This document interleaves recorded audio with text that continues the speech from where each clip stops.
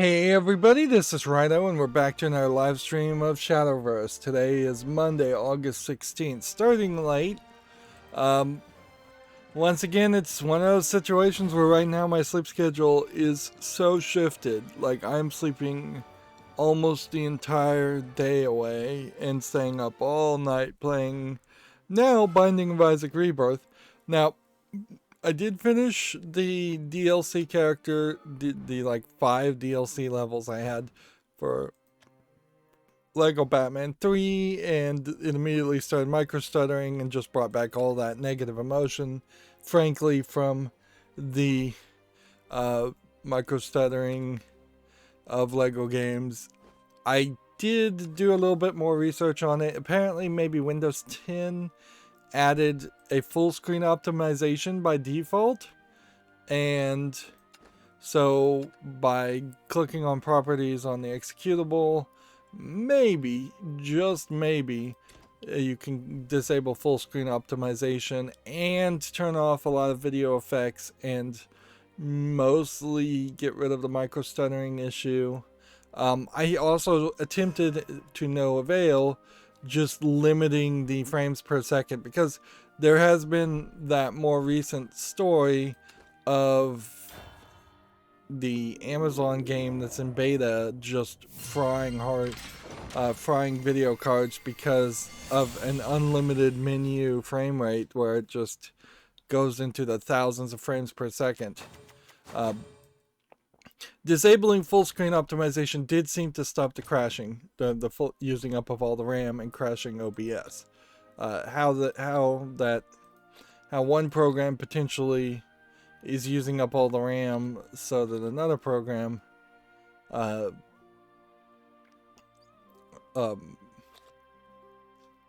yeah, I don't know how one program would be allowed to use the other RAM of another program. That's probably an argument about just how terribly Windows can run at times. So yeah, I'm still teetering with the idea that I'll try Lego Pirates of the Caribbean and see if I can have a decent experience with that, even if I have to turn down like FXAA. But yeah, it's not fun to potentially do 5 levels of a game and by the 4th or 5th level have micro stuttering show up again. So after that, I started to play Binding of Isaac Rebirth, and I'll just say it right now, me playing Binding of Isaac Rebirth is really more of a cry to ask people to gift me Afterbirth, Afterbirth Plus, and Repentance as DLC, which has just always been like a little too expensive as they come out for the new content that they add, for the idea of going back and playing Binding of Isaac after all these years. That being said, I am doing amazingly well. Is shockingly well with Rebirth. Now, I have pretty much said I'm gonna try and do 30 episodes of Rebirth and then call it quits. If I could get Afterbirth, I could do another 30 episodes and that would unlock more things and change things up. But really, you start to majorly improve the game once you get to the Repentance DLC. And Repentance is probably the last DLC to play. So there might be an argument to playing a little bit on Rebirth, then buying Afterbirth, and then playing a little bit more to unlock a few more characters and a few more unlocks, and then playing Afterbirth Plus, which is the one nobody really appreciated, that people didn't like. I guess that's a better way to say that. Bloodcraft, Polarcraft, and Shadowcraft today. And then after getting as much as you're likely to get unlocked with Afterbirth and Afterbirth Plus one by one, then you jump to Repentance. Then you have this massive upgrade to the system. But also there might be just an argument to playing with a brand new save file on Repentance. I am in a unique position compared to other YouTubers who have been just playing Isaac since day one and never really stopped. In that I don't have a 100% unlocked save file of the main game. I probably never will. I don't have a 100% save file of Rebirth, obviously, and probably never will. I'm not going from that perspective that's the goal. I'm evaluating it from the perspective of, can you return to this game, or does Rebirth alone just feel too familiar or too difficult? And yeah, I find so far I've found that to not be the case. I think Rebirth is totally playable.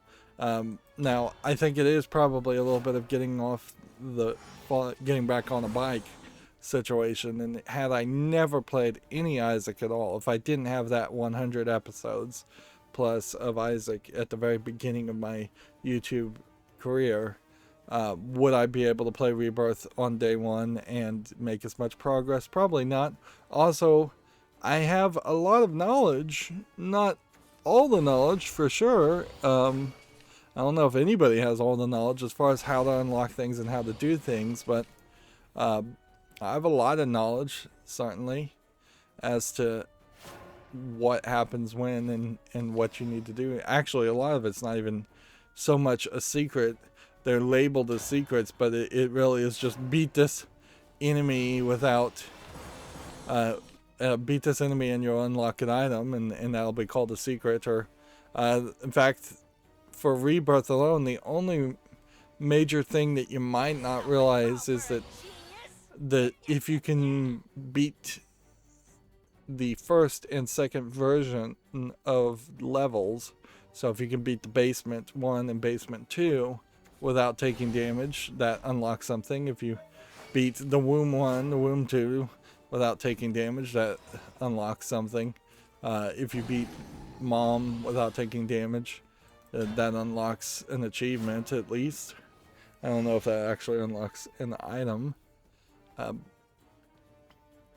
But yeah, generally, not taking damage in a room is just the expected thing, so it's only a slight expansion to expect people to not take damage an entire floor. There is something, I think, to be said about The Binding of Isaac in the fact that its controls are very tight. Like, most games I play on easy or normal, if there's like 5, not 5, but if there's a hard and very hard mode, I'll usually play on normal. At that point, where just playing on normal on Isaac, since there is only a normal and hard mode, and it's not until you start getting into the Afterbirth and Repentance level do you start getting greed mode. So yeah, there's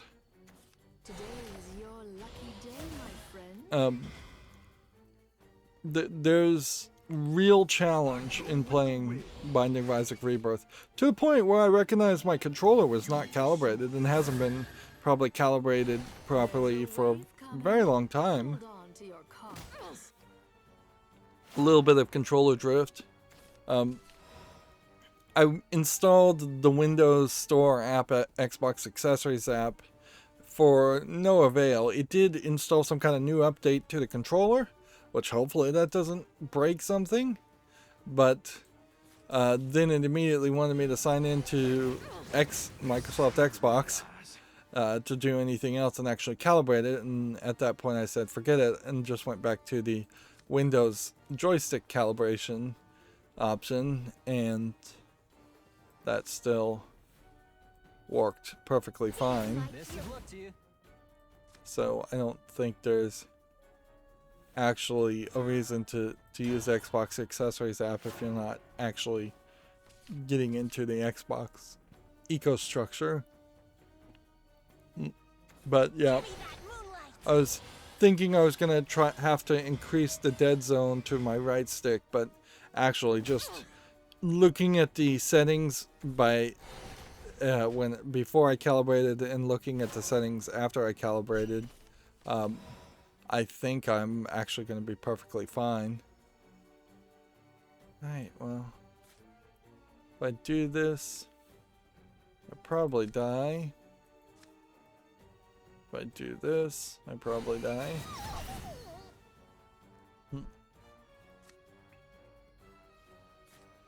I go with the wind.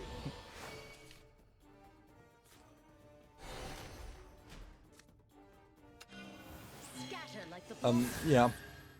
What I was noticing while playing Isaac Rebirth was that while I was holding up a charged brimstone-like attack, that you have to hold the right stick upward to, or in the direction of the enemy to charge up and then release. It will fire in that direction when your right stick goes back to the center. Except for when I was firing upward, it would overshoot that and shoot back downward. So half of my shots were just shooting in the wrong direction, and you cannot really abide that in Isaac. You don't have the luxury of missing shots like that.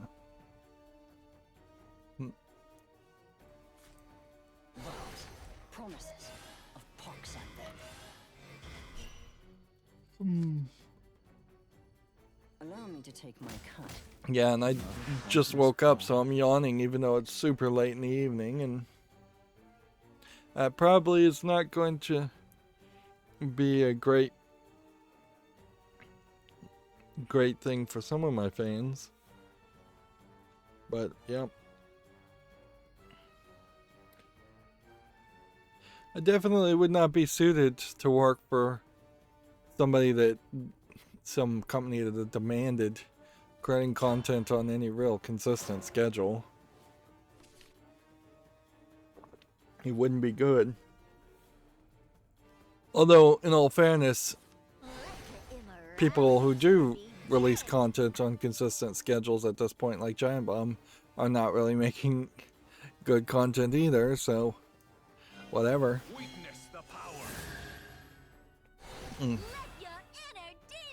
So yeah, I'll probably be fairly obsessed about Isaac Rebirth for a little while, and yeah, I am just begging people to friend me on Steam and gift me that game, the DLC, which I think you can gift DLC on Steam. I don't see any reason why you couldn't. There is weirdness even in the DLC as far as Isaac Rebirth, in that you kind of have to get Afterbirth if you want Afterbirth Plus, and I'm not sure if you actually have to have either of those to get Repentance, but I wouldn't be surprised if it all is very iterative and you do have to have one first before you can go to the next one, because each bit of those DLCs unlocked more items and new characters, so it would be weird to try and make good because people didn't like Afterbirth Plus by giving out a Repentance DLC that just unlocks everything in Afterbirth Plus. Through moments both fleeting and eternal. Which also means that there's a possibility, we know for a fact that, like, if you bought Afterbirth Plus and you didn't have Afterbirth, you would not be able to play Afterbirth Plus at all, which is weird.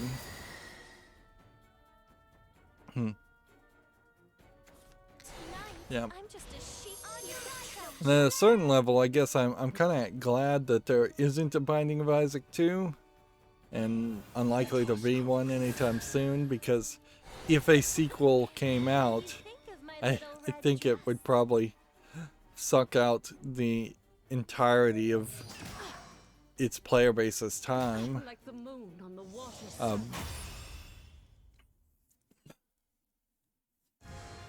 Because, yeah, people are still playing the first game. If anything, I think a Binding of Isaac 2 would have to get ambitious and make a game that is inspired by the adventures of Link, Zelda 2. Just a completely different type of game. and a completely different style.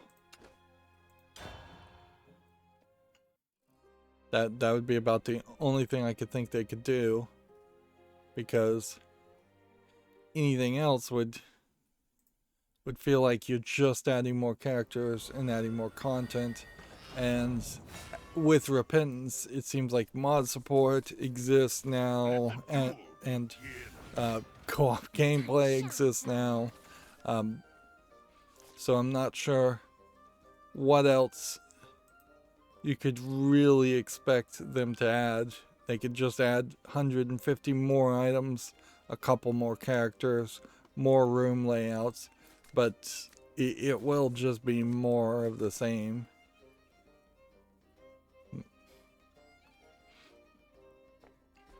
Alright, well, since we are starting late, we probably just want to burn through the news. If anything, yeah, I would just like to get back to playing some more Isaac tonight. Right after this. Now, the Isaac episodes are going to be weird. They are going back to, this episode could be 45, 50 minutes, or this episode could be 2 hours. Honestly, most of the episodes are going to be closer to 2 hours. There is, particularly with Isaac, no good point to break up an episode. There is only really a decent way to try and do challenges on top of doing runs to make the episodes longer. And that does not work at all for the YouTube algorithm, but whatever. Like, I'm not going to let the YouTube algorithm completely control my game playing decisions. Like, that is the day that video games become nothing but a job for me, and that's not something I would want to have happen. How did I miss that? Quit flying around everywhere. So yeah, that's Yeah, I love this job. Of course I do. that's weird, I suppose. Yeah. Every other game breaks up its runs or has more bespoke levels. But yeah, if I stopped, say, at halfway through a run in Isaac, I would be so poor, I would play so poorly that I would almost always lose. Whereas I've almost always won going up to Mom's Heart and Satan in Binding of Isaac Rebirth at this point. So, like, with the exception of Isaac himself, there's only maybe 1 or 2 characters that haven't beaten Satan on normal. But I am a little confused as far as what is actually unlockable, and the achievements don't even really help it, because there's like 600 achievements but a lot of them are DLC based. So I'm not 100% sure if Rebirth even gets you to a point where you have the starting items that you unlock for characters, which means I might very well not be able to go as far as one would like. I'm coming. Detestable. Detestable. I'm out of cash. Detestable. Ow. Detestable. Ow. I guess we'll take that. Yeah. If Rebirth itself doesn't allow you to eventually unlock the D6 for Isaac, then Isaac is a fairly difficult character to play as. Kind of a nearly impossible character to play as. And frankly, while I don't know the full breakdown on the best way to unlock characters, it does feel like if you can just unlock Magdalene, you should just play as Magdalene over and over again. That way you can use that. you can use that increased starting health to Why would the dead need a living wage? simply increase your odds of winning. Okay, well, OpenCritic has an article here, and because of my uBlock Origin not being reset, I never cleared out the ads on uBlock Origin. But Guilty Gear Strive's next DLC character has been announced as Jacko, I guess. Yeah. Clearly I'll have to do some cleanup work on OpenCritic. Blissey is coming to Pokemon Unite, so I guess that's a Pokemon. We'll talk about that. The Xbox Series X latest Insider update improves the dashboard for 4K screens. The dashboard and UI elements were previously rendered at 1080p. Which, okay, that's nice. I really have to wonder though, even for the Series X though, are they talking 4K at 60 frames per second more than a 4K at 120 frames per second or higher, 144? Because I definitely could see a scenario where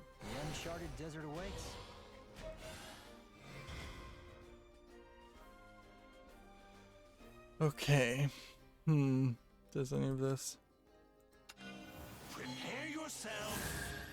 save me? My dreams are what keeps me alive. I want to get it all back. What do we have here? How did I miss that? Yeah. Still lose. There's 7 health left. But yeah. Nice swordsmanship. Still playing Destiny Child. I wish they would give you like 2 weeks of downtime, but I also understand the long-term health of a gacha game only makes sense if you are just all in and it is constantly giving you more and more content. I'm at the moment currently above the curve, and so I don't even have any characters to try and unlock other than just trying to get 5-star characters to evolve max level 5-star characters into 6-star characters, which is the max level.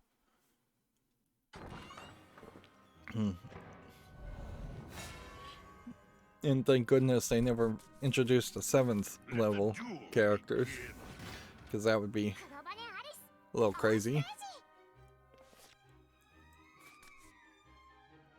Because they get exponentially more difficult each level. So a 1-star character getting to max level is way easier than the 2-star character getting to max level. And so on and so on. Moving on. Gamatsu says the ESRB is rated .hack/GU last recode for Switch. I think we had already seen this announced, but yeah, we had seen something like this. Last recode includes GU Volume 1, Rebirth, Volume 2, Reminiscence, Volume 3, Redemption, and then newly developed Volume 4, Reconnection.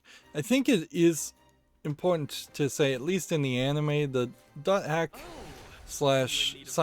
and the .hack series in general in their animes were way more about talking than they were about actually action. If anything, Sword Art Online at least somewhat improved on that aspect, because it came off like it was going to be this high action kind of Digimon for adults type experience, but it really wasn't that. We have a ton of games left over from Friday. Here we have Minesweeper 3D for 84 cents, which doesn't really look to me like it is actually even Minesweeper. It looks to me like it's just some kind of weird asset flip thing. Next we have Nightmares to Be, which also looks like it's probably an asset flip horror game with some dungeon crawling. It's early access, free to play, single player with a third party EULA, allegedly full audio. Visual horror novel. Is how they're describing it.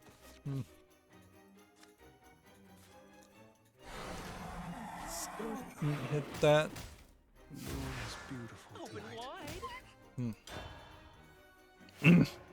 That's gonna be nothing. I also turned down the audio a little bit. I think 10 decibels when I get loud is a little too loud.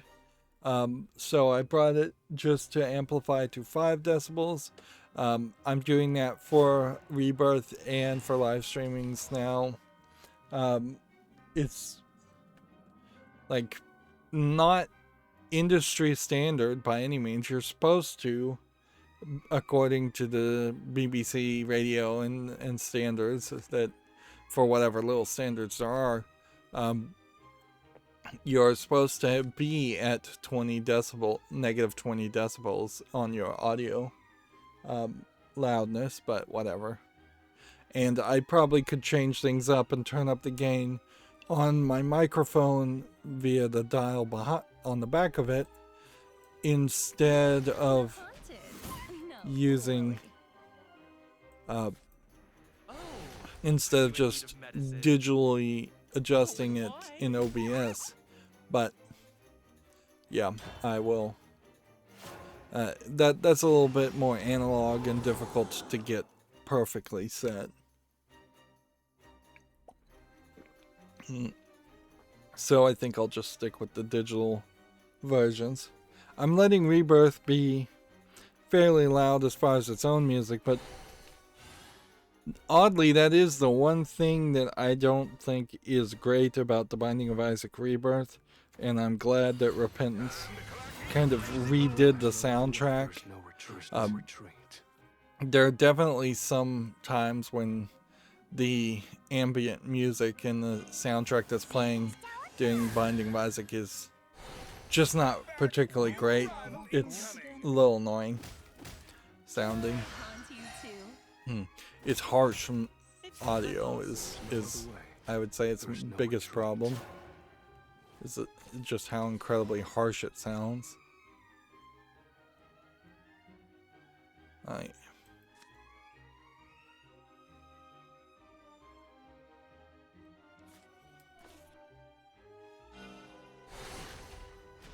Ladies and gentlefolks, follow me. Prepare I yourself. guess we can try here to make ourselves a big enough threat. Open wide.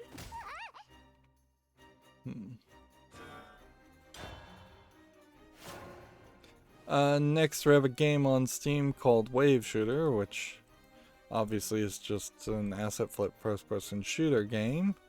1279 English only. Here we have one called Train Number 7, which may not be in English. This might be a decent Chinese kind of visual novel. They're calling it a casual RPG, but Emptiness. I'll discipline you down to your soul. I don't know if it's giving you little puzzle games while you're on the train, with riding on the train. English is not supported, free to play, Chinese only. Yeah, it seems like this girl is probably asking you puzzles and you're supposed to solve the puzzles and do little mini games.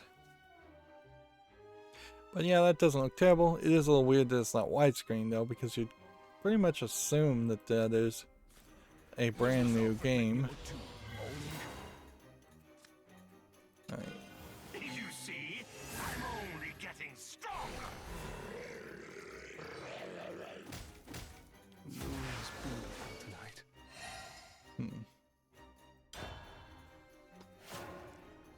see. Next, we have a game called Clean Slate, which looks like it's little puzzle games and poorly drawn characters, visual novel style play. $14.99, way too expensive, English only. Here we have one called Dread Templar, which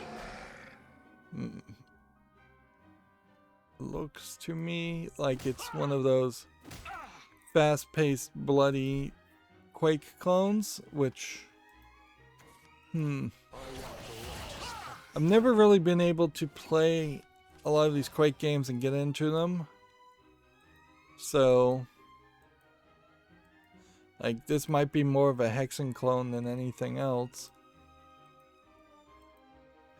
Like, it's really not my style of gameplay, but I'm probably should give them a try and get into them more. This English is full audio, $13.49 early access. I'll give it a follow. I also want to see what this Realms Deep sale is all about, so we'll click on that.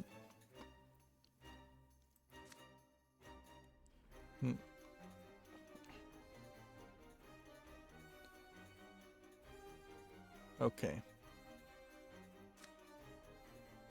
Banish an enemy follower.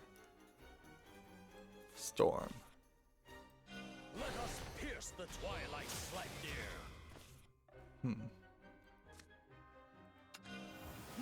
More!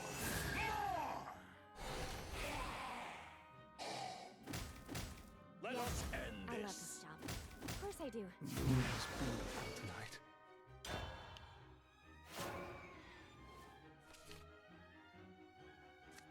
We might be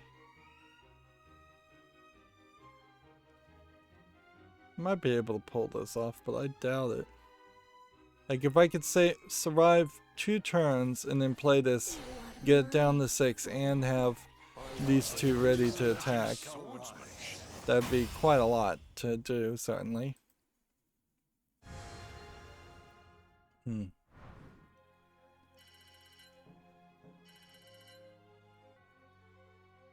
Apparently there was a bug for a brief moment, some kind of hack that was giving Steam people free money, which, well, that sounds nice. I imagine Valve would catch people and undo that fairly quick. Let's look at this Steam sale, Realms Deep. Well, we know Jupiter Hell. We've seen this, and Project Warlock. Yeah. These are all very much kind of the exact same style of games, or at least the same mentality. Mother, father, come on. Like a lot of high action first person shooter kind of edgy games. System Shock demo being included here.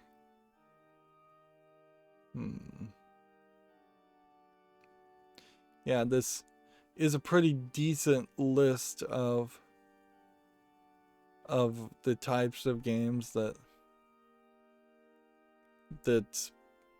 some of which I think deserve coverage, but I don't know if a lot of them. This one, Parish, looks interesting. But yeah, I would definitely look towards more of the really polished, really well reviewed versions of these games and not go super crazy. I don't want to play hundreds of Doom clones.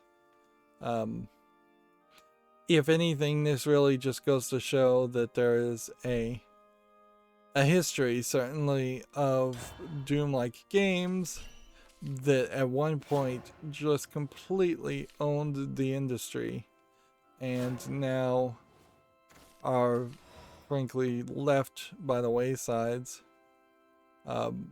as a afterthought, as feeling incredibly old, and just not really in line with what people want or expect to see.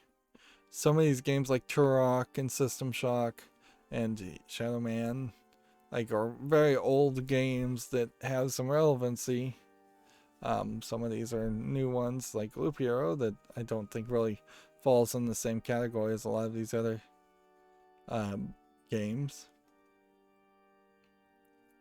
But a lot of these also, I think you could pretty quickly just ignore. Like, this Dread and Delusion looks kind of interesting, but then it looks so low polygon too, and I don't know if I really would want to play a brand new game that looks like that. And then even this Wizardrome, which looks slightly polished, still is going for that old school appearance, and I think that hurts it, in my opinion, as far as whether or not I would really want to play it or not. And what's funny, I think you can take from just looking at all these games in particular, is how little these game developers have embraced the idea of asset flipping characters in favor of going for that older art style. Because if they had just gone to the Unity or Unreal store, probably the Unreal store, they almost certainly could have gotten pre-made models of characters and asset flipped them and had a modern looking first person shooter game that, in all fairness, may very well be immediately ignored because it's a first person shooter game that looks just like a generic first person shooter game that we've seen thousands of times before. So maybe they are doing the right thing by standing out visually.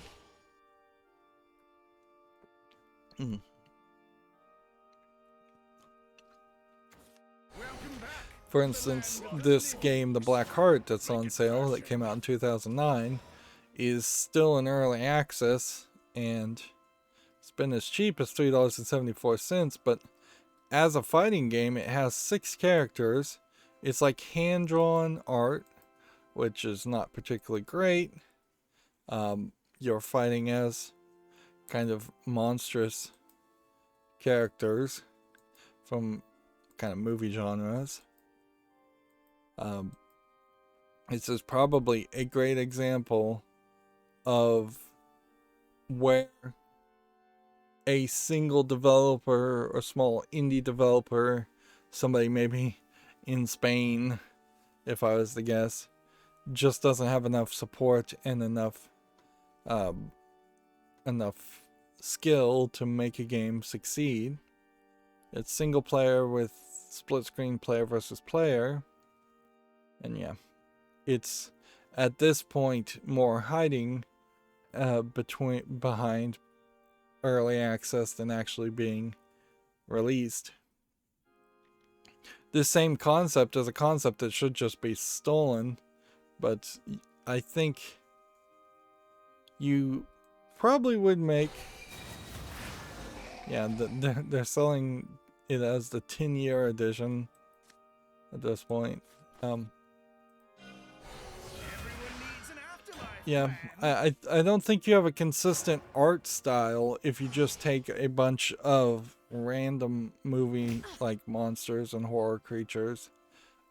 If you are going to do something like that, you're going to have to think about it really hard. The Cabin in the Woods did that with a movie, so definitely you can do it with a video game, but you would want to be fairly careful too. And I wouldn't be surprised if the Cabin in the Woods paid a lot in licensing fees to have characters show up. Although I don't know if any of the characters in the Cabin in the Woods were actually licensable characters, instead of just being parody characters. And in all fairness, the fighting game Darkstalkers, was around that concept too, and Darkstalkers had a very consistent appearance to its characters, which should be appreciated, considering how they managed to take like male Dracula, female vampire, mummy, and Frankenstein, and several other kind of universal monster type characters that would have been way more recognizable back when Darkstalkers originally came out as a fighting game. And clearly Darkstalkers never got a lot of sequels or anything, so Got to roam in style. it's not super surprising that nobody has tried to make another Darkstalkers game. You beckon. I played poorly there. Should have read what the card does. Here we have a game on Steam called Pixaso, which seems to be probably just a I'll discipline you down coloring to your game. soul. $2.39, English only. Here we have a game called Merchant's Game, which seems to be a single screen merchant sim. Early access $6.99, English only, and that's way too expensive. Here we have Castle of the Underdogs, Episode 1. Now, let's not get immediately distracted by the anime character, because you can see this as voxel, kind of pixely characters. It definitely looks kind of like you're trying to do a Minecraft clone, but it's a JRPG at this point. Yeah, I think there just have to be a little bit more polish on the yeah, I think that's where it would really come down, is that there would just have to be a lot more polish. Okay.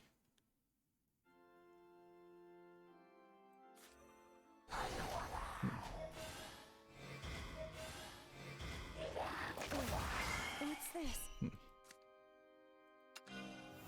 Scatter like the blossoms.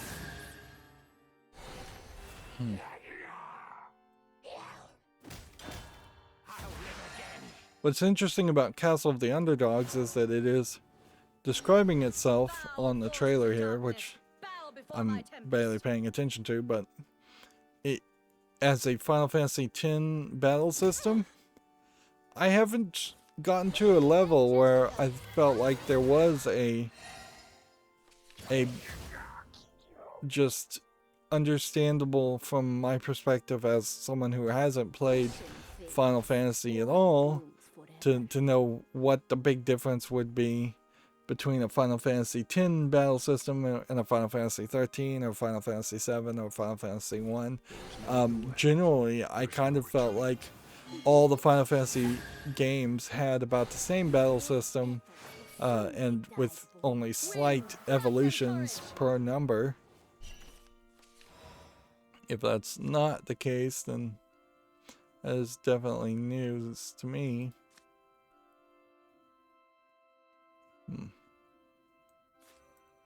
Life's a gamble. May as well have fun. Will it be crimson red? The moon is beautiful tonight. Probably not gonna win with that.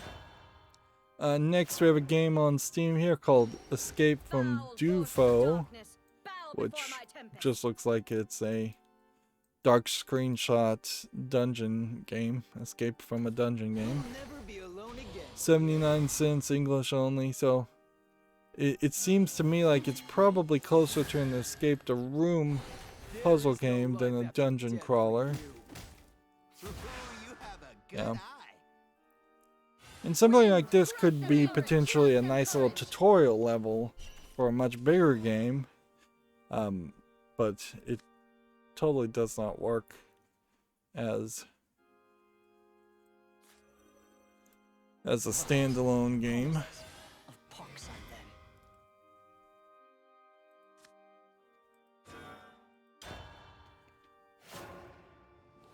Let's see. Here we have a game called Pseudo Cats, which looks like they've taken the concept of Sudoku and just absolutely ruined it by using cats on the rooftops.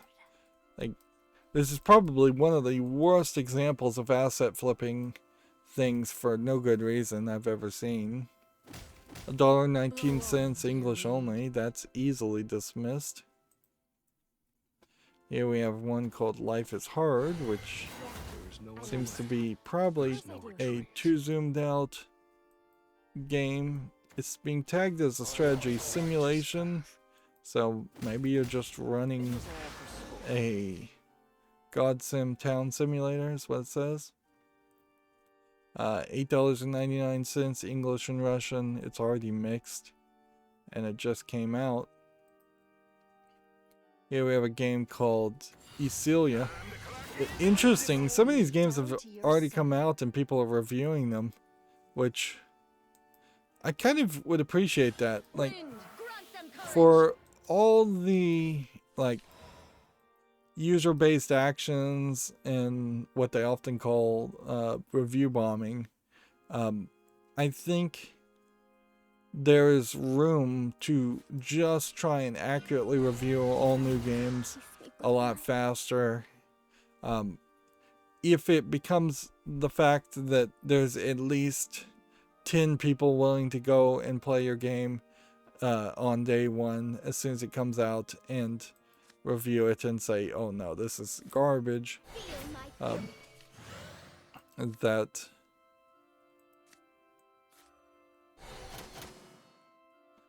probably would be appreciated quite a bit. Rage empowers me. A flash of metal, a silent night. I don't even know what I'm bothering to play. I should just save myself some time. What's this? So yeah, we have a game here called Icilia, which is apparently an MMORPG. I don't hate this animation style, but then it really doesn't look like there's too much else to this game. And I will say this animation style doesn't really seem like it fits the background and the world. You can see this is already mixed. Early access. It probably doesn't really work that well as far as servers. English and Korean, so maybe that's why it has 16 reviews already, is because it's a Korean game and Koreans are willing to jump into something new faster. Alright, well, Thus, the world if I hit the world this cycles on. and then do this Seek what is not there. and then do this Your mincemeat. and then My do wings and this. heart cry for blood. Your head and body must part ways. Let me show you how it's done. Let's play. Don't be shy. Rest.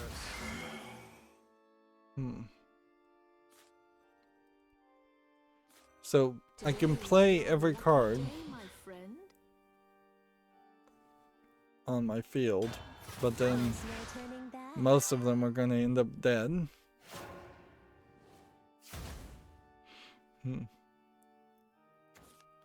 Which means unless I could get some more health, I'm gonna lose.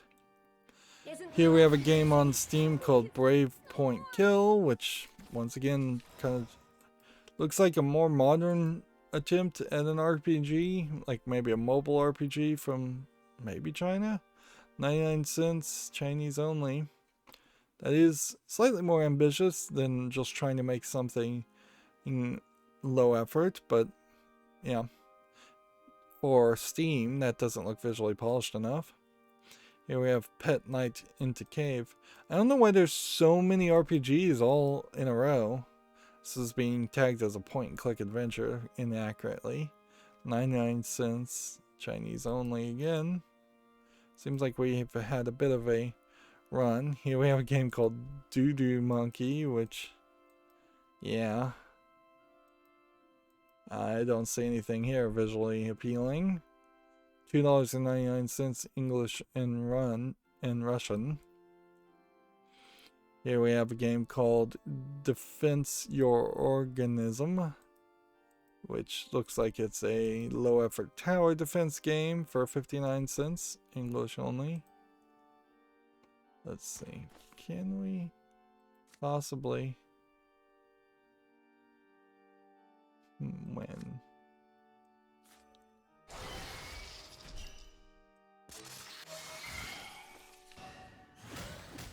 Such a lovely couple. That soul belongs to me.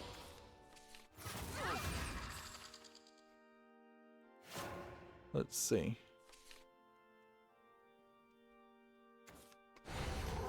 I can't evolve this to do 3 damage. Welcome back to the land of the living, but make it fashion.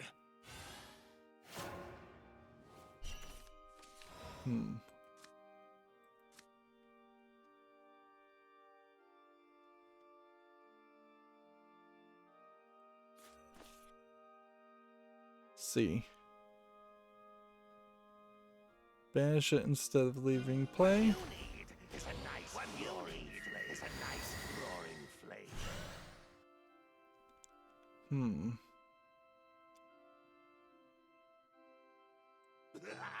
Well, we might as well hit that. Ooh, that's hot. And yeah, I don't think there's anything else you can do, so you end the turn here and you lose. I would have had to do an extra 9 damage there.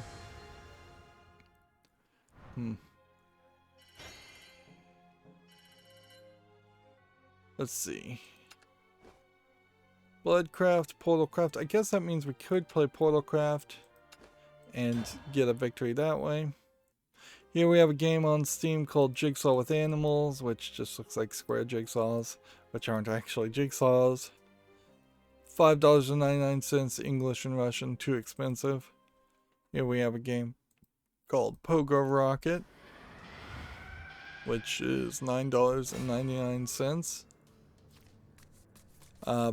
Here we have a game called Orca Cubu, Come on.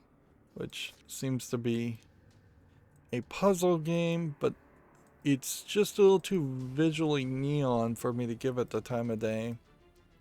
Again, it needs more polish instead of just solid white backgrounds and black backgrounds. It's free, English only, has 25 puzzles. Like, if this was a student project even at that point, though, I don't think I would give it the time of day.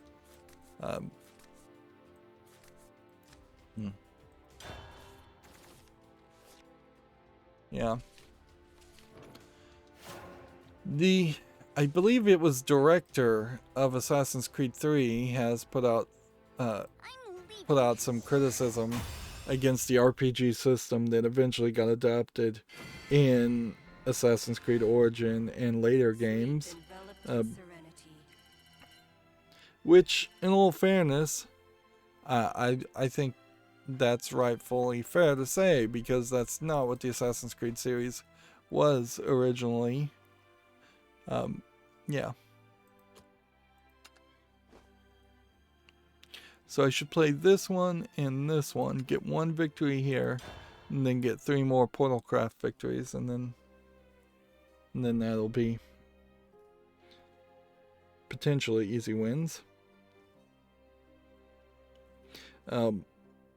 Although, in all fairness, it is kind of weird to give any credibility to the creator of the Assassin's Creed 3 game, when Assassin's Creed 3 itself had an RPG system that people fairly didn't like. So he might be criticizing the RPG system in his own game, and I misread the article. Now that I think about it, that would kind of make a lot more sense. There was an increasing level of that. Like, Revelations would have been the game right before Assassin's Creed 3, and you had to find parts for armor, I know, but I don't think there was any other kinds of level ups at that point. Whereas 3, I think you did start hunting for things, but even at that, I think you were hunting for components to craft items, and maybe craft components for armor. Again, I don't think they fully embraced the idea of you're going to have a character and he's going to start at level 1 and then he's going to work his way up to level 25. That was done much later, certainly. But yeah, these slow iterative changes to the Assassin's Creed series definitely makes it hard to consistently play the Assassin's Creed series. I saw a YouTube video that compared Shadow of Mordor with I want to get it all back. it compared Shadow of Mordor with the Batman Arkham Asylum fight mechanic, and yeah, I didn't think so. I didn't think that those two fight mechanics were similar at all, but maybe they were. There might just be a fairly large difference between swinging a sword around and then just beating up on people. Also, I would just say that there's kind of a big change that happens in general Do not seek what is not there. with Oh, quit flying around everywhere. the Shadow of Mordor and its like prequel, like, because you have that whole nemesis system, so you have a real reason why you would want to take on those characters. The open world elements are the only elements in the first Shadow of War game, whereas Arkham Asylum and Arkham City both have just more going on. Do not seek what is not there. The uncharted desert awaits.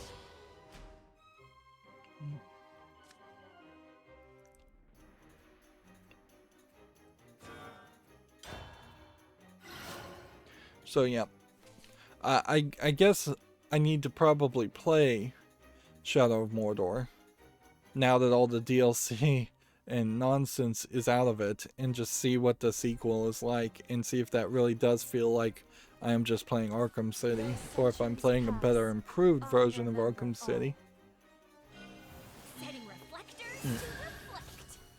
And certainly the way they described the Arkham Asylum free flow fighting system was in a positive light, so there definitely are YouTubers out there, at least, that do like it.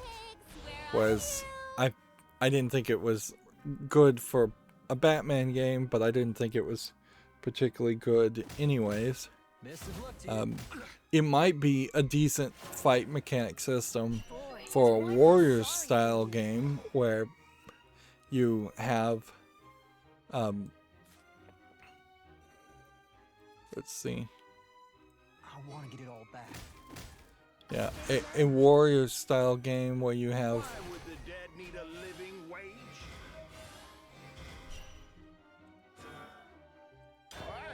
have thousands of enemies. Man, I'm just stuttering. I'm not awake yet, obviously. If you have like thousands of enemies attacking at once, and you have a free flow fighting system where you can just take on 10 at once as quickly as possible, that would be an improvement, certainly. But you still are kind of just doing the same button mashing actions. Let's see.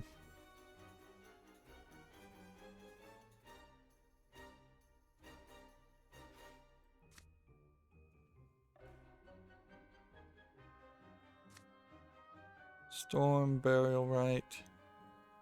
Play this. Can't play this. Necromancy 6, Reanimate 4. Alright, let's try this. Then try this. Are you in need of medicine? The uncharted desert awaits. Evolve this. Prepare yourself.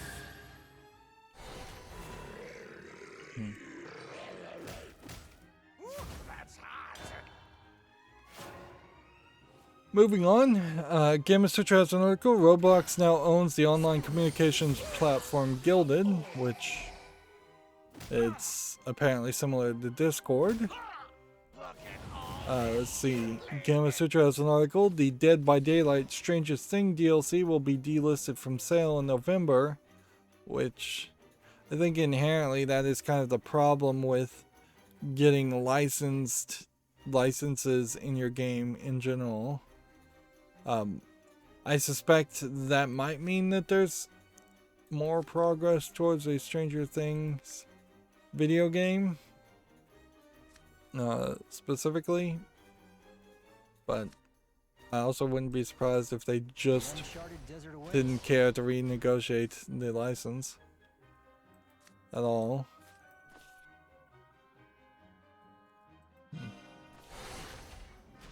You look kinda haunted. No, literally. Okay. So we gotta evolve this. See, I'm only getting stronger. I'm ready for more. What do To we have hit here? that. To hit that. That's hot. To hit that.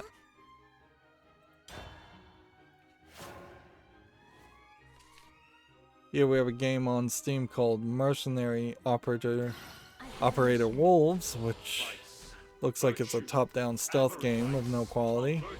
Early access, $8.49.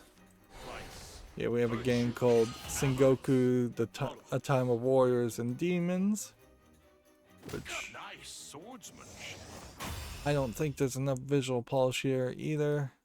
Seems like it's a fighting game. See, it's free and English full audio. Feels like if you're going to have a Japanese thematic fighting game, you would expect it to support Japanese language. Yeah, seems like it's got some platforming elements too. So like an attempt at a Mark of the Ninja, but not as polished or as nice looking.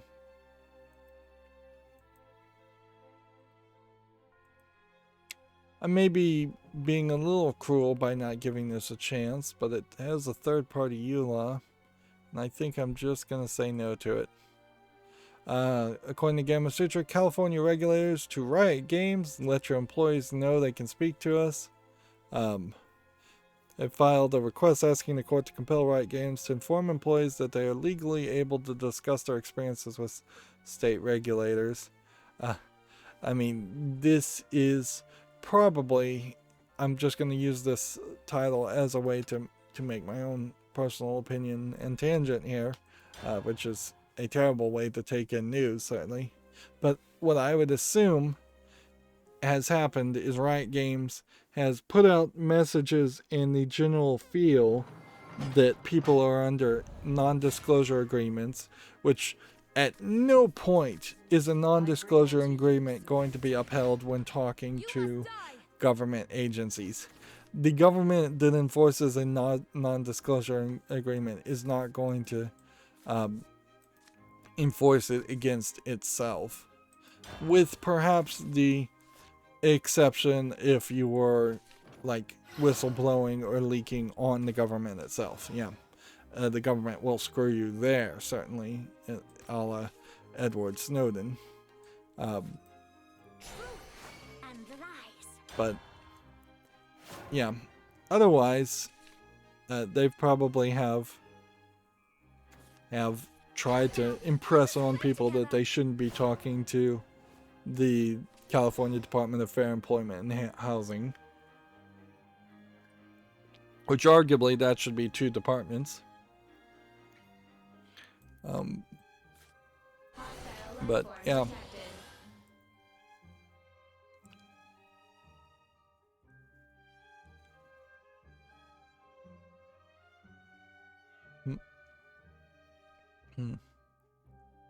See, here we can say, according to state regulators, they requested that notification after finding language in some of Riot's legal agreements with former employees that suggested employees could not voluntarily and candidly speak with the government about sexual harassment and other violations.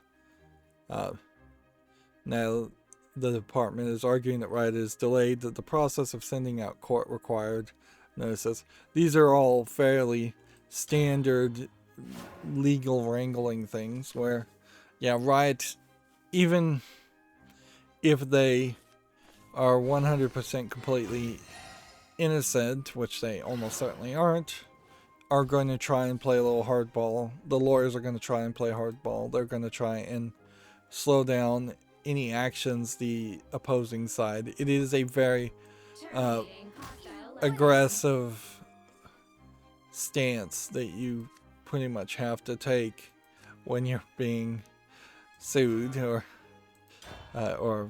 when people are taking legal action against you. Yeah. And a lot of it may just be for negotiation and posturing reasons more than anything else.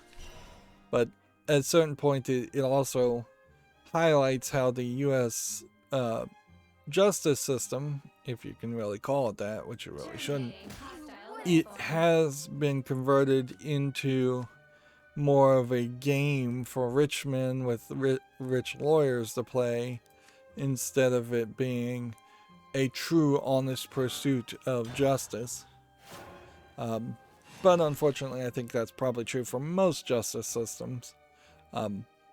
There is a potential argument, certainly I could make, that there could be a budget maximum in which money is spent towards a court case. There could be a limitation on the number of lawyers and the number of lawyer hours spent on a case.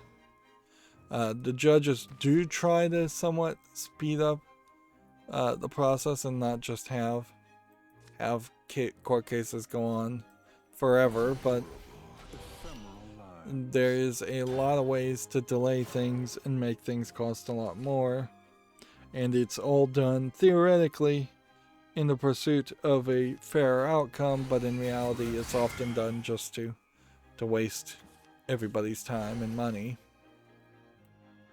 Moving on, Video Game Chronicles says Cyberpunk 2077 patch 1.3 details have been announced ahead of the first DLC being revealed on Tuesday. First I've even heard of a DLC, but yeah, I don't know if anybody really cares to see DLC for Cyberpunk 2077. I'm not sure if anybody cares to play Cyberpunk. Yep, and certainly I am still, this is just driving around, it's just doing visual comparisons. I'm not sure I could ever play Cyberpunk because there's just like a little too much nudity, a little too many sexual aids. Even here, like this shirt I feel like was added specifically to make this YouTube family friendly. But yeah, there's 3 videos here showing different things.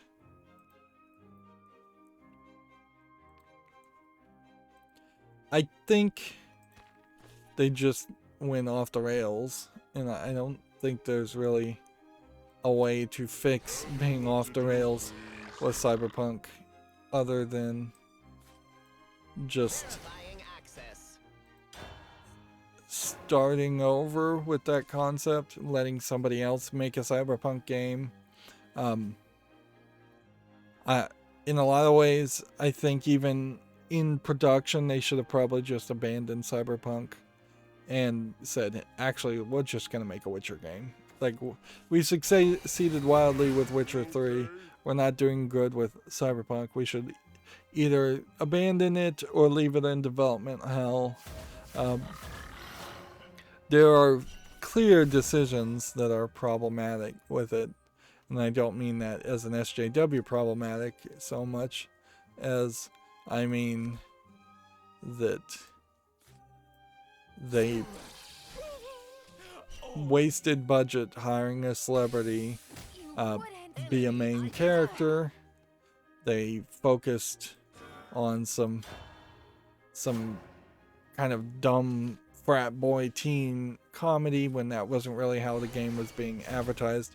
The game, from what I've seen as far as reviews, feels a lot more like a modern take on Saints Row, which had they advertised it as this is going to be a cyberpunk Saints Row, then maybe you'd be more prepared for that. But that's not how it was advertised. It was advertised as like a Witcher 3 really serious, really well polished game, and it had none of that. I think you probably abandoned the car mechanics because the joke of the horse never working in the Witcher games was based on reality, so it would have made a whole lot of sense to say we're not going to have any vehicle at all, and instead we'll make do with just walking around, which that probably would have been fine. So their desire to try and add GTA elements into what is closer to a Deus Ex game was also a mistake. Like Deus Ex games, you just walk around an incredibly small area. Yeah, particularly Human Revolution. Like that's a really small map that you wander around. I guess you fuse here. But if you fuse here, it doesn't work.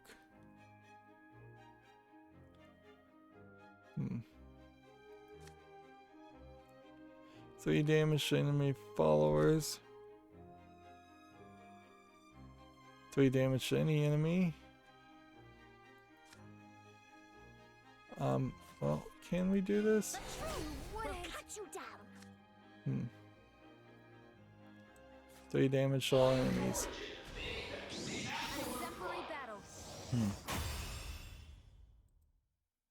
Yeah, I just don't really feel like there's anything at all that would make an argument towards playing Cyberpunk.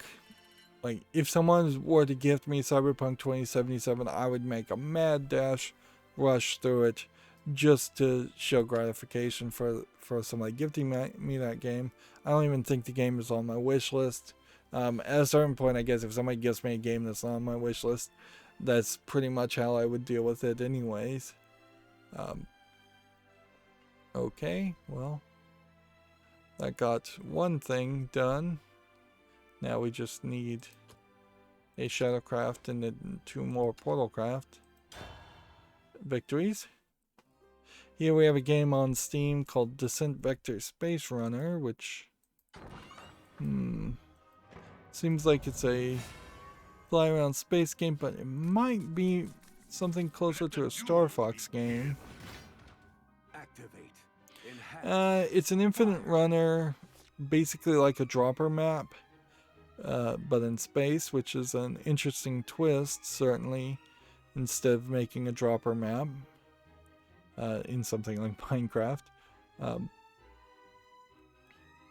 But yeah, I don't think it's worth $9.87. English only. Not a terrible thought though. I have to applaud the improvement on a generic concept. Here we have one called Imperium Real RTC HD Edition Great Battles of Rome. Yeah. Is RTC the right phrase? No, it isn't. Real-time conquest an old school real-time strategy oriented around military conquest. That's why that phrase didn't make any sense to me. Honestly, it just seems like this is an Age of Empires clone. $9.99, English, Spain, Spanish, Italian. In all fairness, I'll put it on the follow list, but more than likely, I think I barely would ever choose to even play Age of Empires, let alone another real-time strategy game. Yeah, we have a game on Steam called Coral Quest, which is tagged Education. Seems like it's probably an infinite runner with fish. Yeah. Yeah, it's just an infinite runner with fish. The polish doesn't look terrible. Even if this was a mobile game, it does not look terrible. It says it's a 9-lane running system, so like 3x3 I would assume, which is slightly different on an infinite runner. $7.49, whole bunch of languages. Apparently they donate 20% of their profits to ocean cleanup, which at what point do they start having profit? It's very, very easy to never have profit in a company, any company. I would also say the idea of plastic ending up in the ocean and it being something that an individual can actually do anything about is really a fallacy. Like, write your local representative or senator, I suppose, is about the only thing you can do, because as long as there are poor enough countries willing to dump trash into the ocean and corrupt companies willing to dump trash in the ocean, it will still happen. There is perhaps a argument on reducing the number of things made out of plastic and reducing the subsidies to the petroleum industry that makes plastic, but that probably would never happen. Personally, I think a lot of the recycling that individuals recycle, I think a lot of that plastic and recyclables ends up in shipping containers. Well, I kind of know it ends up in shipping containers going to other countries to be sorted and recycled, and half the time I wouldn't be surprised if those shipping containers either intentionally or accidentally do end up in the ocean because they just fall off the ships or the ship sink. And unless there was a actual like consistent ruling that says you cannot take trash overseas, then you're going to always kind of have that problem. And I think that would be probably great is if the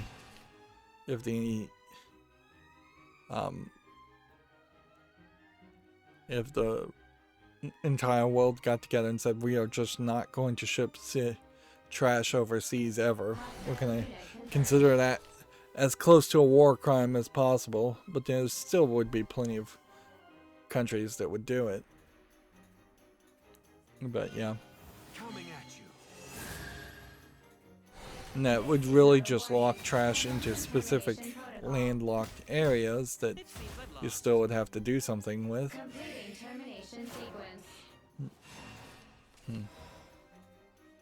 And yeah, occasionally you hear about new technologies that potentially would replace plastic, but they don't happen. They don't ever feel like they come out fast enough to really make a difference in the time frame that we need differences to be made. Moving on, back to video games. I got on a bit of a rant there. Here we have a game called Lingering Legacy, which is like a low polygonal action RPG game from the looks of it. $9.99 English full audio. Well, these screenshots aren't really showing me a lot, but there might be something here. Tell me what to do. I would suspect no. I don't want to just immediately dismiss something because it's low polygonal, so I'm going to give this a chance. Cheers and goodbye. Here we have a game called Strange Nightmares, which looks like a dark screenshot RPG maker game.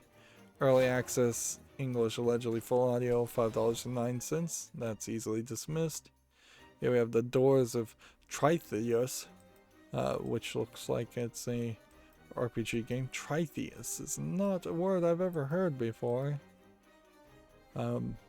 Which is unique because so often you'll have games that have big words you may not have heard of, but that they are actual words, like Tartarus. If it had been The Doors of Tartarus, I would know exactly what they're talking about. Seek what is not there. Can we get a necromancy here? No. I'm coming for you. So You see, I'm only getting stronger. Detestable. that one, Detestable. that one. We'll go ahead and attack with this one, and Detestable. then that one. Did I do okay? And then that fills up his hand, destroying a card. The Doors of Tritheus is $12.99 English only, which is just too expensive for what it is, what it looks like. Here we have a game called Axial Disc 1, which I don't like the idea of games being labeled Disc 1. Yeah, this does not look like anything free. English only. Yeah, I think that's easily skipped. Here we have a game called Demon Strikes Back, This'll be over quick. which looks like it's a Chinese, they're saying roguelike action game. Yeah. Doesn't look like anything of interest. $7.19 English and Chinese. Here we have a game called Custom Machinery, which looks like it's a sandbox game of no interest. Early access $7.99. English, German, Spain, Spanish, Russian, and Turkish. That's an odd collection of languages. Let's see. Let's go ahead and play this. No, literally. Here we have a game called Toy Tinker Simulator, which feels like you're fixing toys, but I don't think you really are. I mean, you could be fixing a couple toys, but it more feels like you'd be just going through a list of asset flips, cleaning them up, and then maybe running a little bit of a simulator around it. Coming soon. Says it's going to support a bunch of languages. I could almost see the idea of a Lego simulator where you're just playing with Lego. But I can't see the idea that you're like using a you're fixing controls for an RC car, which this is totally wrong anyways. This person has a soldering iron, I believe. It kind of looks like it's a hot air gun, but it's a soldering iron, I would assume, because of the spring. But he has the component not on the table or on a clamp, but on the sponge, which is the wet part, or should be the wet part, that you use to clean the solder flux off of. So they don't even know how to solder. Yeah, and I don't think there really is a game where you're just trying to fix old toys. I could almost see an argument for a game where there is a bunch of collectible old toys, but that you pick up and you just look at them and they're 3D models, but that's about all I think you could do. You could very specifically have a game focused on Legos. You could have a very specific game focused on like Lincoln Logs or marbles or dominoes or RC cars even, but each one of those things is going to require very specific types of programming and focus to make a game good.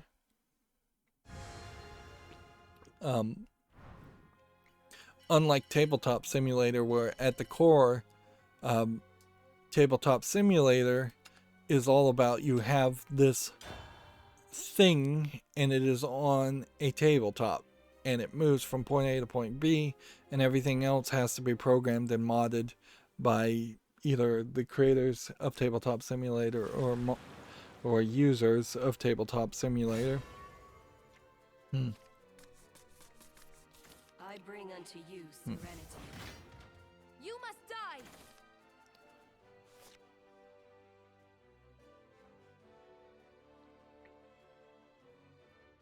Let's keep on playing.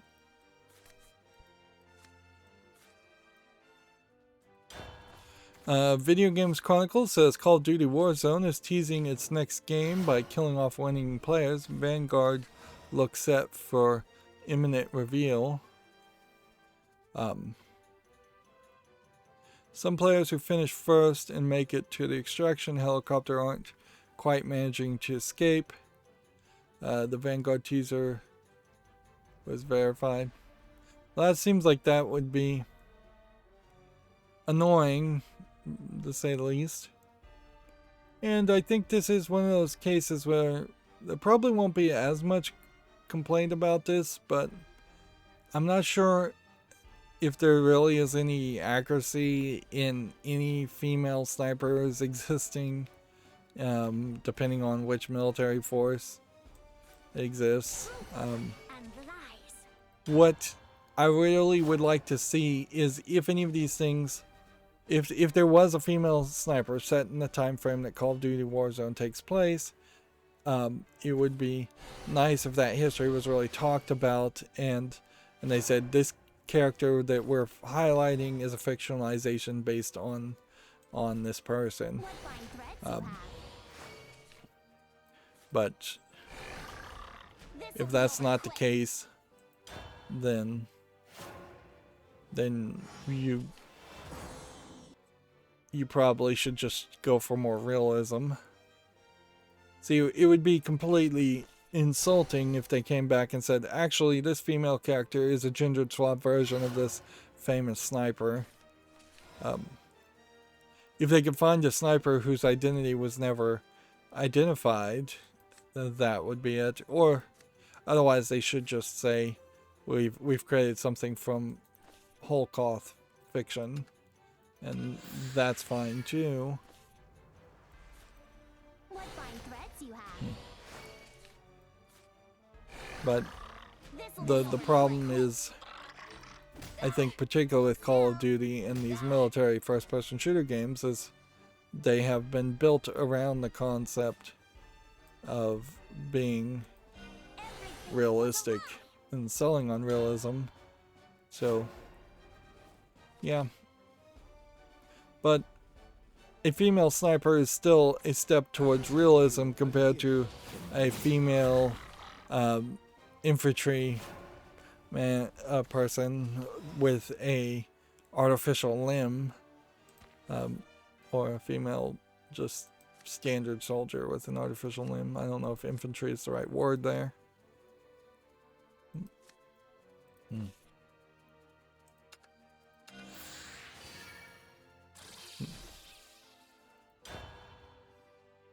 Moving on, Video Games Chronicle says Twisted Metal director would be very hurt if the revival rumor is true.